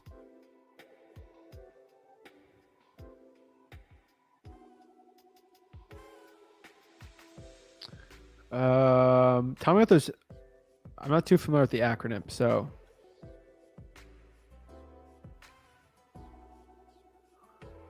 Amazing Jesse says, while I'm looking for a cash buyer, what do I tell the seller? Getting funds, give me time, etc. So while I'm looking for a cash buyer, so Amazing Jesse asks, why I'm looking for a cash buyer, what do I tell the seller? I'm getting funds, give me time, etc. So I basically tell the seller, hey, me or my partner are going to come by and actually look at it. Is there a good time for us to come by and look at it? And then boom. And then I just give them time for my partner to go out, which is my cash buyer, to go through the property and look through it. That's what you tell the seller after you get the property under contract. Can you wholesale deals to Open Door and Redfin? Open Door you could. Sometimes I'm pretty sure you can with Open Door. I've never wholesaled with Open Door, so I'd have to go see. HM says, what service do you use to get the probate leads from the clerk of the court?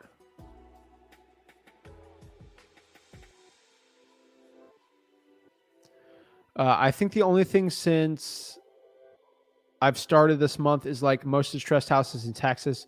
When I skip trace, a lot of numbers are dead. Any advice? It depends on the skip trace you're using. You might have to pay for skip tracing, but truepeoplesearch.com is usually pretty good. You can also do reverse drawing for dollars, where you have a sticky note.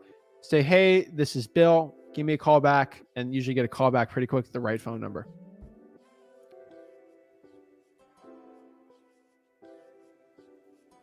Steven says, how do you deal with hedge funds? Will you do a video on it one day? Steven, I got the video for you. Let me pop it up for you.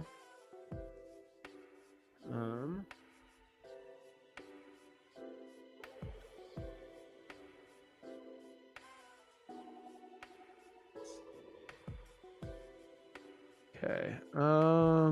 Right here. Oops. Let me mute that for you. Steven, go here. Let me see here. Let me share my screen. Steven, this is the video right here. How to find and wholesale hedge fund buyers from Flip with Rick. Oh my God, we're almost at 25,000 subscribers. That's crazy. Yeah, right here, I basically break down how to find hedge fund buyers. Even in the video, you can see me here. Love the art of turning. I actually, let's see if it's in here. Okay, so if you can transfer me over, I really appreciate it. What was your name? So basically there, I'm actually talking to a hedge fund live. This is all a live video. Basically showing, let me kind of get rid of my thing here. But you just search how to find and wholesale hedge fund buyers. I'm telling you, it is absolutely killer. It's an underrated live, I think. And it's definitely one I recommend you go check out, because that's probably the best video for finding hedge fund buyers. It's absolutely killer. I'm telling you right now. Facebook user says, I've stumbled upon a tax lien property. How do I approach this? Should I be deducted from the purchase price? Should this be deducted from the purchase price for the seller, or try to get the buyer to pay? How do you even approach it with the seller? Great question. Tax liens are absolutely amazing. A tax lien is somebody who's behind on their taxes in wholesaling real estate. So, I mean, they're behind on their taxes in the sense where they didn't pay their taxes, so maybe they owe $3 or $4 grand. If the property is worth 100, then they'd have to pay the $4 grand. The seller would have to pay it. Then they'd net like 96. So approaching tax liens, cold calling is one of my favorite ones out there for it. Also, just door knocking or reverse drawing for dollars. That's how I would approach the tax liens. Treat them like any other motivated seller. Just know they're behind on taxes and they probably have some money they have to owe.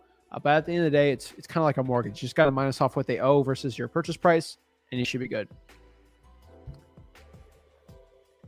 Andrea says, okay, thank you for answering my questions. Of course, I love answering people's questions. I love talking to you guys. My favorite part of the day sometimes my favorite part of the day, first of all, is waking up, because I'm grateful just to be alive, obviously. But I'd say highlight of my day is going on here live, just talking to you guys. Like, I absolutely love it. Like, some people, like, especially the gurus, I don't really talk about too much because I don't get in too much trouble with them. But they'll tell you behind closed doors they hate going on lives.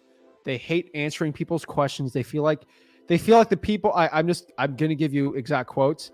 They get annoyed because the people in the comments are cheap because they're not buying their $10,000 course, and they're actually not really motivated, or they don't have the action to go out there and pay for things for their $10,000 course or mastermind to actually take the real value. And they all look at you guys like customers or potential customers, and they don't like it. They find everyone who comments that hasn't bought their course annoying. And they absolutely hate it. Okay. and they also do one-on-ones all day. It's crazy. So these gurus, they hate it. I absolutely love it because I'm changing lives, and I'm doing this from a way of just helping the people out and helping this industry out. I can't thank you guys enough for the value and support you guys get. Like I'm nothing without you guys, especially when talking about wholesaling. So I appreciate it. Best mail for probate. What should I say? The best mailer would probably just be a letter. We kind of show that more in freewholesaling.com, but just a generic letter, seeing if they want to sell the property. Mike says, when you close a deal, what's your breakdown of where that money goes? How much do you reinvest and how much do you pay yourself? When I close a deal, basically most of the money will go back to whatever the expenses are, obviously, which you make more than your expenses if you're running a profitable business. Really, you can reinvest some of it, but some I just take in the profits and then I'll invest it in my own, just increasing my own net worth. That's kind of I reinvest a lot of my money. Because I mean, I can reinvest it, but like at the end of the day, I'm running a 7-figure operation. I'm not trying to run an 8, 9-figure yet. So like just slow growth for the reinvestment of it.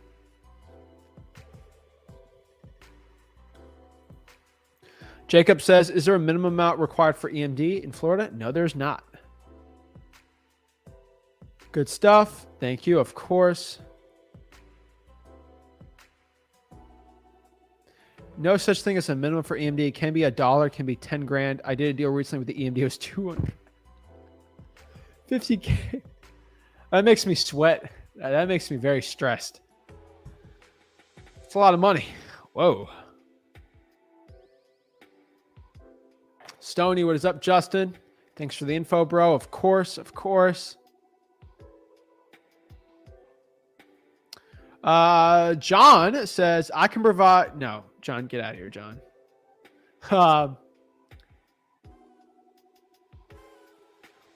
Jason says, what's up, Zach? Great to see you, Chief. Appreciate Jason. What's up, Jason from South Carolina? I think I got that right. I'm pretty sure I got that right. Appreciate it. White says, do you also offer a land contract? I watched y'all's course video on land sales and didn't know. We do not have a land contract currently. Maybe in the future we're working on it. Samra, what is up? Can you explain the reason for doing 2 deals before getting an LLC instead of just forming an LLC off the bat? Usually a lot of people don't have the money just to make an LLC if they're starting out broke. Obviously, you don't know if this is going to be a legit long-term business for you until you start doing some deals. So that's why I always say it. You know, a lot of people sometimes are just part-time in this business. LLC is kind of if you're doing it full-time. If you're doing more than 2 deals and you're consistently doing it, then sure. Hey, what is up, King? Mike says, first come, first serve, and highest and best when pushing out. Yes, with my cash buyers.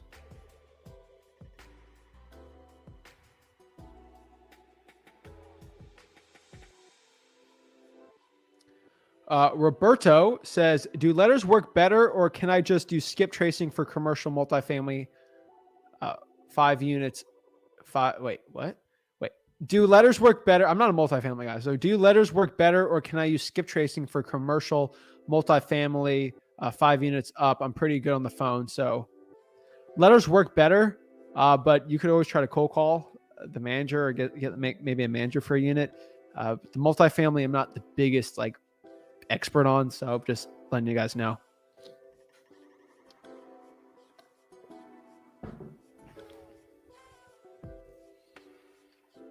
Russian Eskimo says, do you have to open up an LLC for wholesaling? Any tax benefits? Can we use business line of credit for EMD, other stuff? Yeah, but I mean, if you're just starting out, I always do the do 2 deals first. That's going to be my recommendation for you. I just don't see the benefit of like creating one off the bat until you start doing some deals. That's just my personal opinion on it. I don't think you see any of the big benefit unless you're actually making some money. Of course, there's tax benefits, but you don't really see them too well until you actually start doing a decent amount of deals. Russian Eskimo says, I'm planning to open up an LLC. We'll get money to use from the business line of credit. I heard that they don't check credit or charge fees for 6 to 18 months. Yeah, I'm not a big fan of debt, but all right, do what you want, you know? Some great info coming out here from Steven. Just remember, keeping buyers happy is key.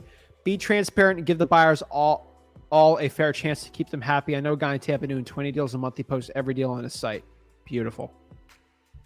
That's sometimes a good strategy because you would want to basically bid up these deals. So it's a really good one to be using. So yeah. Awesome, Zach. I'll watch that one later tonight. Awesome. Love to see it. Love to see it. Correct.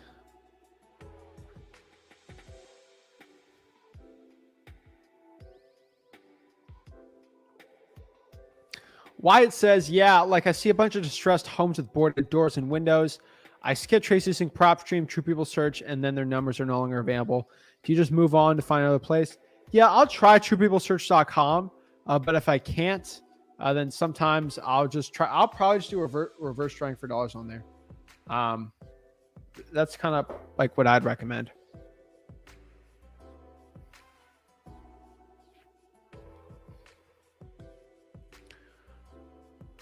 Do you add 6% to your final price to a buyer for closing costs? No, I do not.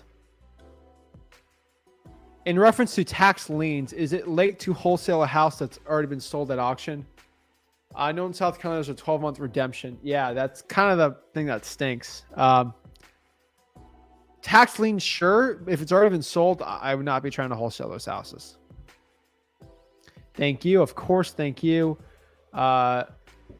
Anastacio says your info's awesome. I appreciate it. Thank you so much. Justin says this lounge music is chef's kiss. Awesome. I appreciate that. I'm glad you guys like it. Let me check the volume, make sure it's not too bad. But I think I have to find volume on there. I think we're getting a good amount for it. Let me just check here. Let's check. All right. I think it's working. Let's just check one time. All right. Let's see here. We're getting a good amount. That's pretty good. I mean, I have lots of music for you guys. I got there, but I think the lo-fi lounge is kind of cool. You're in the Wholesaling Real Estate Club, you know? It's a pretty cool club to be in.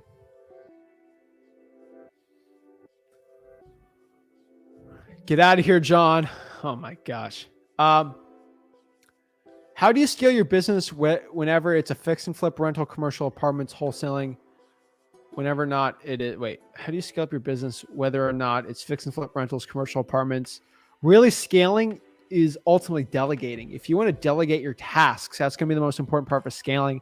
It's getting yourself out of the business. Scaling is doing more efficient or making more money with usually, in my opinion, doing the same amount of work, or sometimes you do more work, obviously. But like, if I want to go from $100K to $1 million, obviously I can do it all myself. I'm just going to go crazy doing it. What I would prefer is if I can actually go out there and maybe hire some people. So I'm still working them at 10, 15 hours a week, but I got people working for me where I can get more profits and really scale it up from there. And making systems, employees, that's the way you want to do it. And do it in a way where it's sustainable, not unsustainable. I know people in wholesaling real estate, they go out there, hire 100, 200 people, is unsustainable the way they're doing it. If you do it the sustainable way, you can scale up. Hello, true. You have a good setup here, Z. Appreciate that, Jeremy. Try to make it as nice as possible for you guys. You know, I don't know. Wait for the gurus to copy my setup, though. Wyatt says, Zach, I literally almost bought somebody's mentorship, and then I've learned so much. I give it a month with your free training. I should have no problem getting it. Wyatt, let me know how you found me. That's kind of cool. Your life changer, man. I'm always curious, guys. Let me know how you found me or found, you know, the channel here or like my value. A lot of people find from YouTube. I see a lot of people from TikTok trying to find me now. That's kind of cool. Let me know. I'm always curious, you know.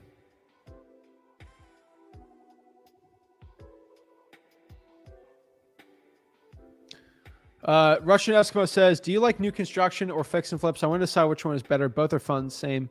I want to be creative and a developer. That's a different business than wholesaling.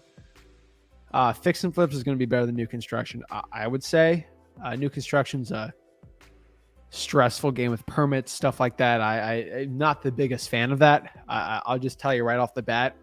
That is not my expertise, and that's not stuff I'm like extremely comfortable with. Like obviously I'll do some, but like I'm not too big on there. Also, guys, remember if you're watching this right now, we got a lot of people watching. I think it's a lot of people, but like this video, subscribe. So like this video right now if you're watching. I'm gonna give you a second here. Why we're just waiting, talking, blah blah blah blah blah. To go and actually like the video, guys. Spend this time really quick. I'm giving you a minute to go like this video. I'm just waiting for you to hit that like button so I can get back. The reason why I say this, every time I tell people to like the video, there's like a 20% spike because the algorithm shows it to more people. So I see people liking. All right. Enough people like. Perfect. So appreciate that.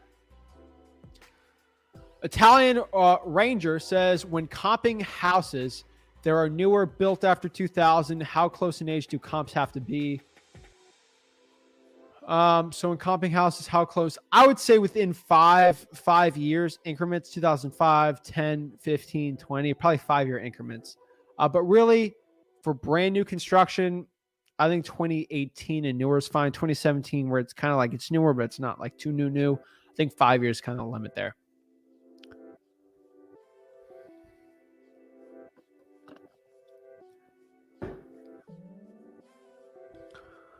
Steven's got a great question. You know, Zach, do you have a preference when it comes to VAs? My favorite place to find VAs, honestly, is Upwork.com right now. OnlineJobs.ph is pretty good. I still prefer the Philippines. They're the best price and they speak English very well. South America is really cool. You're in Tampa, St. Pete area, so South America might be good too.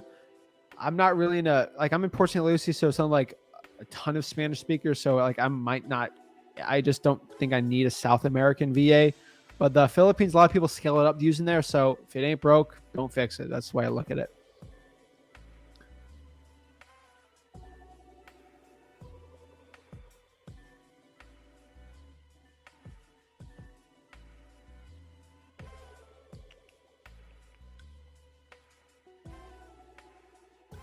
Does Batch Please provide FSBO numbers?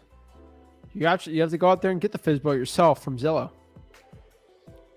South Carolina, awesome. Music's great, awesome. Chris, I see Chris's question. Just Chris for you. I got no beef with the dude. Okay, like I really don't care. I honestly I just don't care. Where's my background? The Push and P from Gunna. I like to change the background for every live. Got to switch it up for you guys, you know. I went in one part when they created the studio, like one part where it's always going to be interchangeable every single time. I think it's kind of cool. Because every other studio and guru type person has the same exact setup, and it's kind of annoying. Maybe I'll change the LED lights.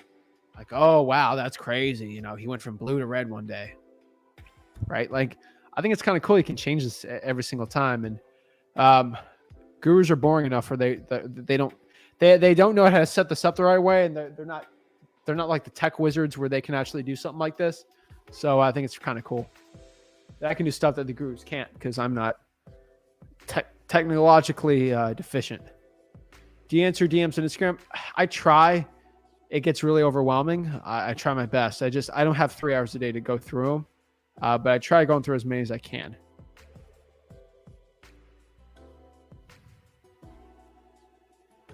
You popped up for me on YouTube. Awesome. Do your best. The mediator. I appreciate that. I don't know what that's supposed to mean, but whatever. Jason, thank you for liking it. I appreciate it. Wyatt says, I would fill out the same purchase and sales agreement even for a vacant land property. Really confused on that. Yes, you're purchasing a piece of real estate. If it's a land or a house, sometimes it's a tad different. Use the same legal description. You should be fine. Always depend on states, but for most states, you're going to be fine with that.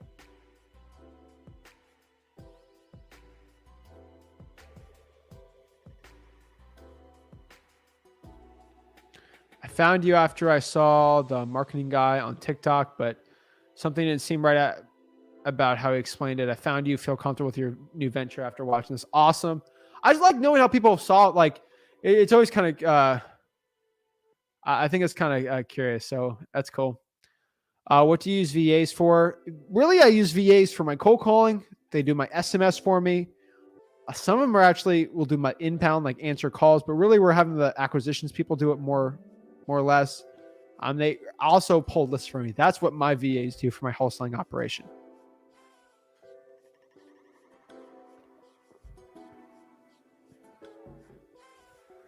Freddie says, let's go, gang. Still haven't got my feet wet, but soaking in all the info. Would like direction. First step. Haha. Freddie, let me know what market you're in. I can tell you right now, the best thing to get started is do action. For most people, it's going to be going out there and driving for dollars like you're brand new. That's going to be what I could say. If you want to get your feet wet, start this business out. Trying for dollars is what I'm going to be preferring. Jeremy says, what do you do when all the properties have been flipped? Start over again. Yeah, you constantly have acquisitions going in and out and actually constantly get more deals. That's basically what you got to be doing.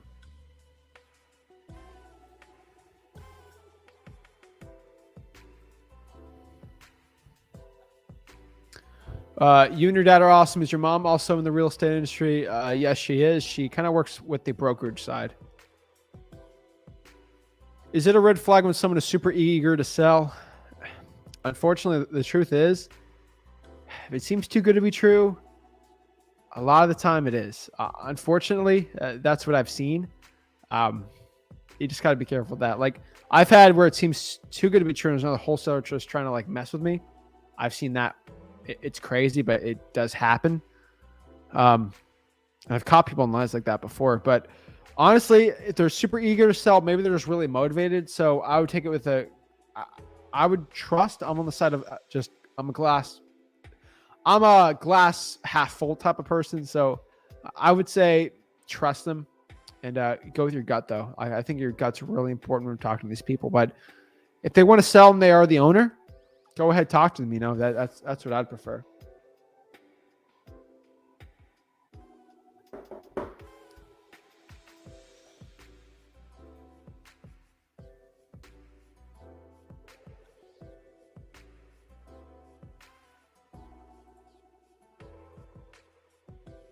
I was being a hater. My bad. No big deal. If you're gonna say something that's like kind of a hater comment, I'm just not gonna put it up. Like I don't care. Like I'm not gonna promote it though. Can we use MLS to get a good split on fix and flips? I'm not the biggest fan of wholesaling on the MLS. Like people think it's more sexy. Like when you start doing it, it is not as cool as you think. I can tell you that, like hands down. Most people think it's like the coolest thing ever. There's a lot of issues with wholesaling on the MLS no one really talks about. And that's a lot of wholesalers will not even like your contract. They'll talk over you. It's way harder than wholesaling not on the MLS. I can just tell you that right now. Brian says, hi, Zach. Huma, Louisiana here. Internet service messed up due to Ida. Learned about wholesaling a few weeks ago, and I'm diving in head first once the internet is fixed. Brian, I love it. I love hearing the stories. I love hearing how people are getting started in this business. That's awesome, man. Hopefully you're doing better. Hopefully your family's good from that hurricane, but awesome. Steven says, by the way, I just downloaded your contract on the website. Simple and effective. I like it. Awesome. I love it.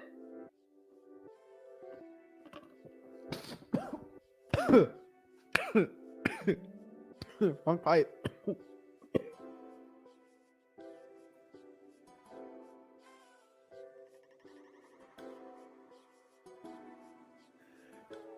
Drank the water on the wrong pipe. Hey, Zach, how are you? I'm pretty good. You know, I'm blessed. You know, I'm so blessed right now just to be able to talk to you guys, and business is better than ever. So I'm happy. Can you explain wholesaling land? Yeah, wholesaling land's basically the process. So you got wholesaling houses and you got wholesaling land. Basically, it's the same process. Again, in wholesaling real estate, basically wholesaling is the process of finding someone who wants to sell their property, right? and then putting it under contract and selling that to a cash buyer. Now, you also have the process of somebody who wants to sell their piece of land. You put it under contract, right? And then you sell that contract for a profit. That's basically it.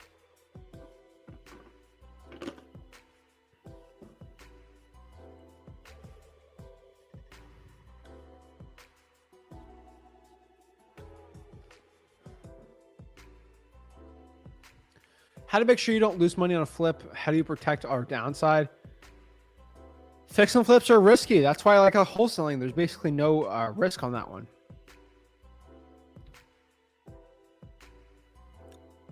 Unfortunately, fix and flipping does have an inherent risk to it, so you got to be careful.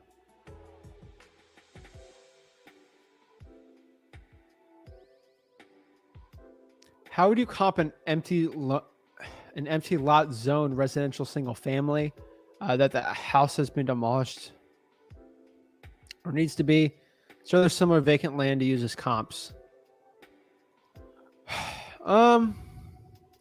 I would just use comps on vacant land sales. That'd be the best one.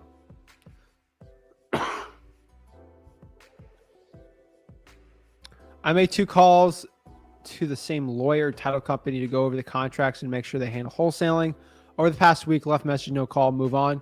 Yeah, keep going until you find the right one. Facebook groups are going to be a really good way and a good play for you to actually find the right one. Taking notes, man. You'll be seeing a lot of me more. Awesome, Wyatt. Love to see that. I'm in Arizona. Do you think it's a good market? If it's Maricopa, it's okay. Outside of there, pretty good.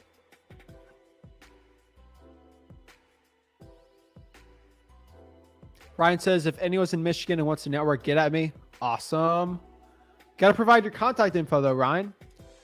Steven says, Zach, the people who reply in SMS that the house is not for sale, do you stop marketing to them totally, or do you try to go back in the future?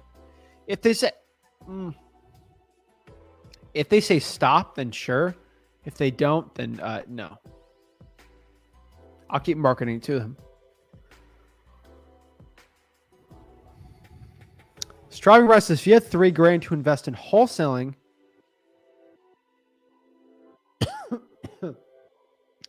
man, wrong hole there.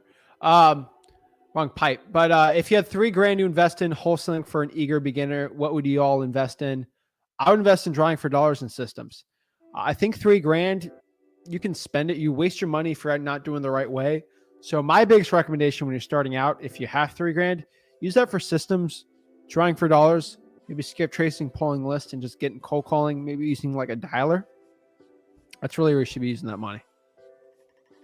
Let's see here. How and where to prospect the properties you find drawing for dollars. I like to know how that works, please. Of course. So to properly drive for dollars, you just got to drive around town, look for properties that look ugly or distressed. Where I find them is I look at areas where cash buyers are actually wanting to be in. That'd be the best one. So you can use like an app. Now you can actually use like an app. Listaria.com is a good one. Deal Machine. Batch Driven too you can use, I guess. But go out there and actually try to find them and talk to them.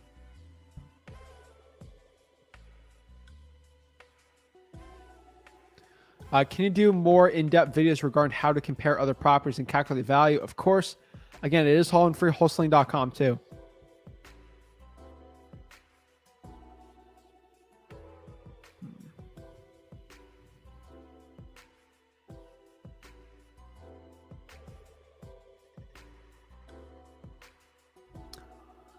Mark says, I have a home under contract in Springfield, Ohio, and the realtor mentioned it may need to get transferred to an Ohio contract. Would you affect the assignment? Would that affect the assignment to the cash buyer? No, if it's a regular, like you don't need an Ohio realtor contract to do a deal in Ohio. So I don't think you have to transfer it. Maybe the assignment, maybe if you have to, but no, I use whatever contract you got. A contract law, it doesn't have to be an official contract from a certain person. Even, even in Texas, people like that, you need to write your own contract too.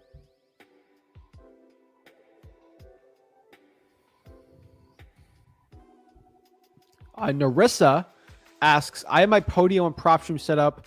What else do I need to get started? Make sure you got Google Voice. Make sure that you have a list. You got to get a list, obviously. You can pull it from PropStream. You can do it from the government list too. Man, I drank water the wrong way there. Wow. But I would say just getting a script too. Go through freewholesaling.com. That's probably what you're missing there. I've learned so much. Ready to start. Awesome. Anna says, I've learned so much. I'm ready to start. Awesome. What's your advice for someone that wants to get into wholetailing? I would say wholetailing, if you want to actually get into wholetailing, I would say the best advice is to get some wholesaling deals under your belt, start closing some deals. That's going to be the best start to get going in this business.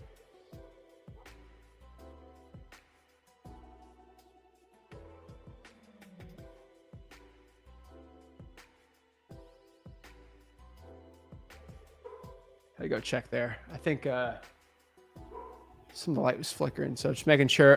Bless means empowered. I don't think I've ever had a live stream that went out, which is kind of cool. Sometimes it'll do a blackout. I thought the internet went out for a second, so just making sure because I got backup power here in the studio, so I was just making sure. Also, can't believe your course is free. Started last Friday. Already have 5 properties. You two are freaking wizards. I love you. Marcus, you're the man. Awesome. I love that. Awesome. Have you ever wholesaled land when they accepted an offer less than the tax assessed value? All the time.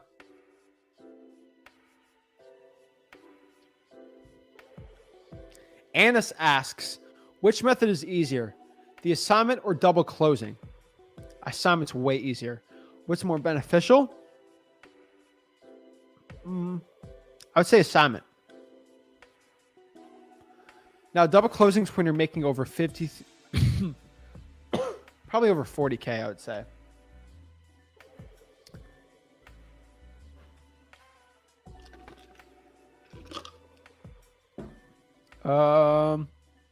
Maricopa County, a good virtual wholesale market? No. You know all the gurus live there. Yeah, I would say no.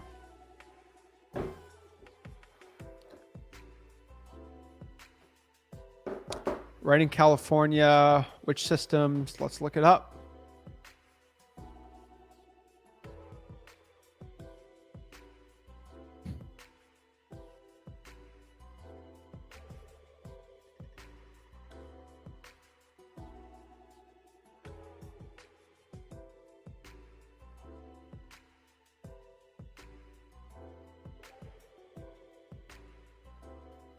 So Reading here is,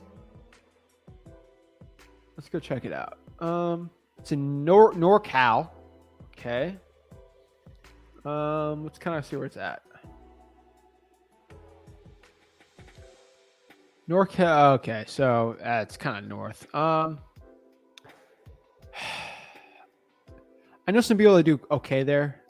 Like I've seen people who do it. I'm pretty sure it's 91,000. Let's kind of do the Zillow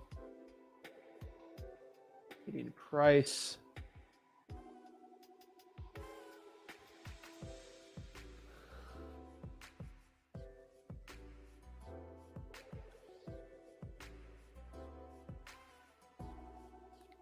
So 382, like not too bad, honestly.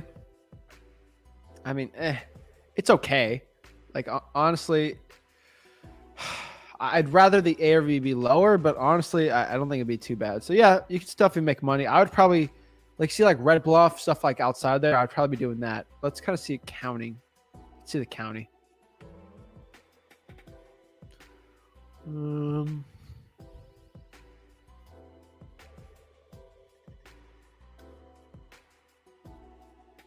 Shasta County.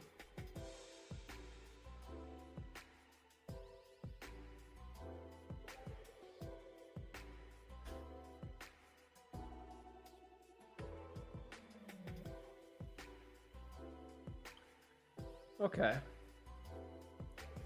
So in Shasta County here.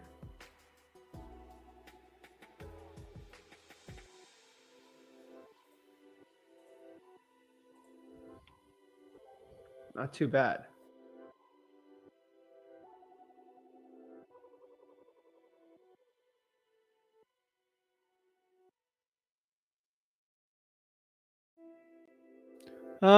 Like 294. Not pretty bad. I would probably do the whole county. I would do the cheaper parts. That's kind of what I would see from there. What systems would you purchase? Do a couple deals first, and then get the systems after.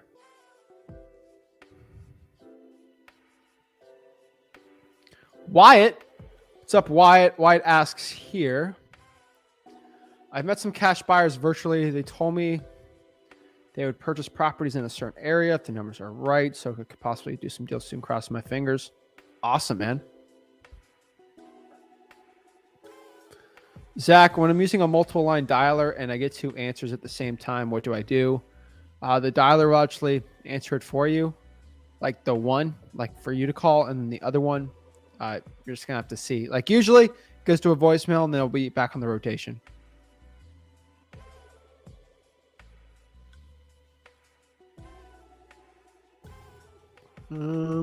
Wyatt says, how long did it take you to get your first deal, and what was it like? It took me about a month and a half, 2 months, maybe like I'd say a month, but then closing in 2 months. It was amazing. Like I changed my life. I did that deal. I knew the second one was just inevitable, you know, and then basically scaled up from there, and did pretty well from that. You know, I love it. You know, it's start of the journey. Is crazy thinking about those times. It was fun. The boss.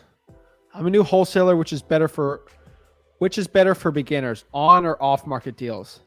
Off market, way better.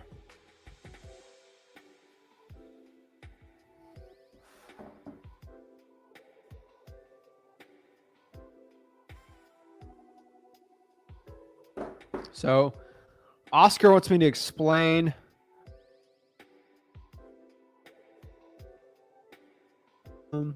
how double closing. So basically double closing will work where I'm going to buy the property and then sell it instantaneously, where I'll go in one room, buy it with my own funds, and then sell it to a cash buyer in that same day, even hour. And that's kind of how the process works. You're buying it and selling it within a day, which is kind of cool. It's called the double closing. Sometimes you don't even need your own money for it, and it's pretty cool.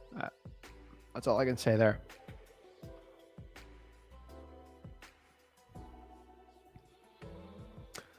Jariah, make sure I'm saying that right. Have you ever done deals near Sacramento? That's my local market. That's a great market. Never done deals there. Let me look at the median price point there, though.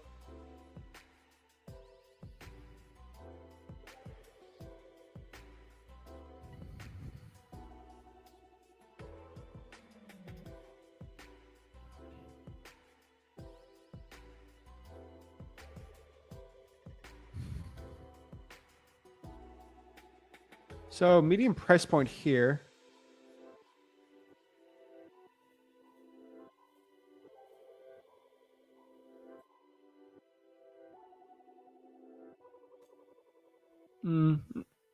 Not too bad. I mean,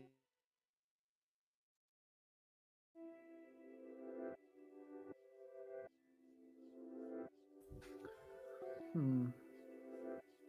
20% is kind of insane. I think 475 is five. I would just do some of the cheaper areas, kind of west and east is fine. Maybe a little more east is probably gonna be better, but it's a little expensive. But I mean, not too bad. You're awesome, Zach. Thank you for answering my questions. Of course, I'm new here. How do I get your course? Freewholesaling.com. Right on the bottom, freewholesaling.com.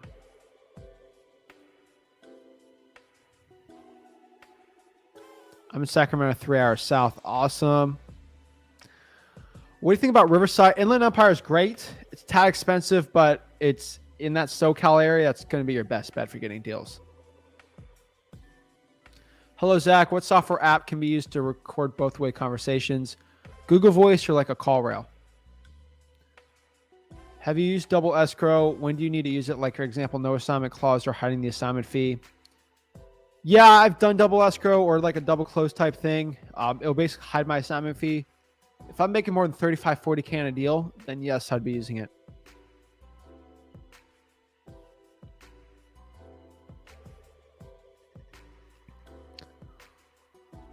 Ruben says, how to find strong cash buyers for commercial, cold calling, and that's going to be the best way. Kind of like how you find hedge fund buyers. Going to head out, focus on finding some properties. I'll be back next live stream, man. Awesome. Appreciate it, Wyatt. Been there the whole time. Crazy. Have a guy in Red Bluff killing it.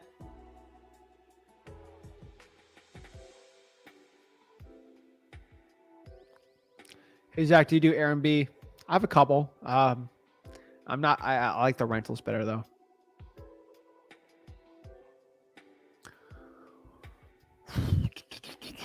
Russian Eskimo asks, let's see here. What do you think of Akron, Dayton, Cleveland, Ohio markets? Are there enough cash buyers there? Is there more of a distressed property or buy and hold wholesale? They're both distressed, low ARV markets. There are cash buyers there. Your fees probably max around 15, 20K, but you do a lot of volume there. So it's a great one. Thank you. Of course. Thank you for answering my questions, even if they sound dumb. They're not dumb, man. Don't worry about it.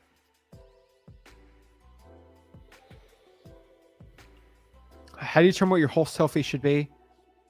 Honestly, at the end of the day, your wholesale fee is it's how much you're going to get. Like, your wholesale fee can be $1, it can be 100K. It's all on. Honestly, it's up to what you want it to be. I'm just. It could be the best way to figure out your wholesale fee is the market. Like the market's gonna be the best way to do it. That's kind of what I've seen. So I've made 1,000. I made like 100,000 on it. It just honestly just depends really. So thanks guys. I appreciate it. These are the 10 things you must be asking your cash buyers today. I'm telling you right now. I'm telling you, I gotta drink some water. Jesus Christ. I'm telling you right now, freewholesaling.com is the best way to go out here and learn this business for free. Call some cash buyers and get it. Appreciate it, guys. Let's queue up the free wholesaling video and get it going. And me and Rick, we'll see you tomorrow. Thanks, guys. Smash that like button and subscribe, and see you guys soon. Boom! Hey guys, Zach Ginn here from Flip with Rick, and after helping tens of thousands of people get started in wholesaling real estate and helping so many people out go from $0 to $100,000 in wholesaling real estate, I'm super excited to announce my new Wholesaling Mastery course. This Wholesaling Mastery course will have everything step by step on the whole entire wholesaling processes. I'm going to give you real deal examples. I'm going to hold your hand throughout the whole wholesaling process. This course will give you everything you need to know to make up to $100,000 to over $1 million per year in wholesaling real estate profits. Most real estate gurus out there will charge you around $5,000 for a course like this. But today, if you click on the link, you will get my Wholesaling Mastery course for the low price of... Sell out. What? What are you doing? What are you doing? What do you mean? I knew you would do this. I knew you were going to go the course route with the guru. It goes against everything we've preached from day one. Don't be a sellout. The course is free. What? The course is free. I'm giving it for free. Oh, I apologize. Carry on. Jeez. Okay. Sorry about that, guys. Yeah, duh. Do you think I'm going to go sell out as like a regular guru selling you a course? I'm not trying to make money off of you guys. Guys, over here, all you got to do is click there to just sign up. No gimmicks, nothing. Absolutely for free. It's a free wholesaling course. Literally, I've seen every single wholesaling course. I have access to all the 10,000 mentorships. Guys, I literally copied them step by step. I literally have an entire course set out just for you for wholesaling real estate. Click on that and let's get started.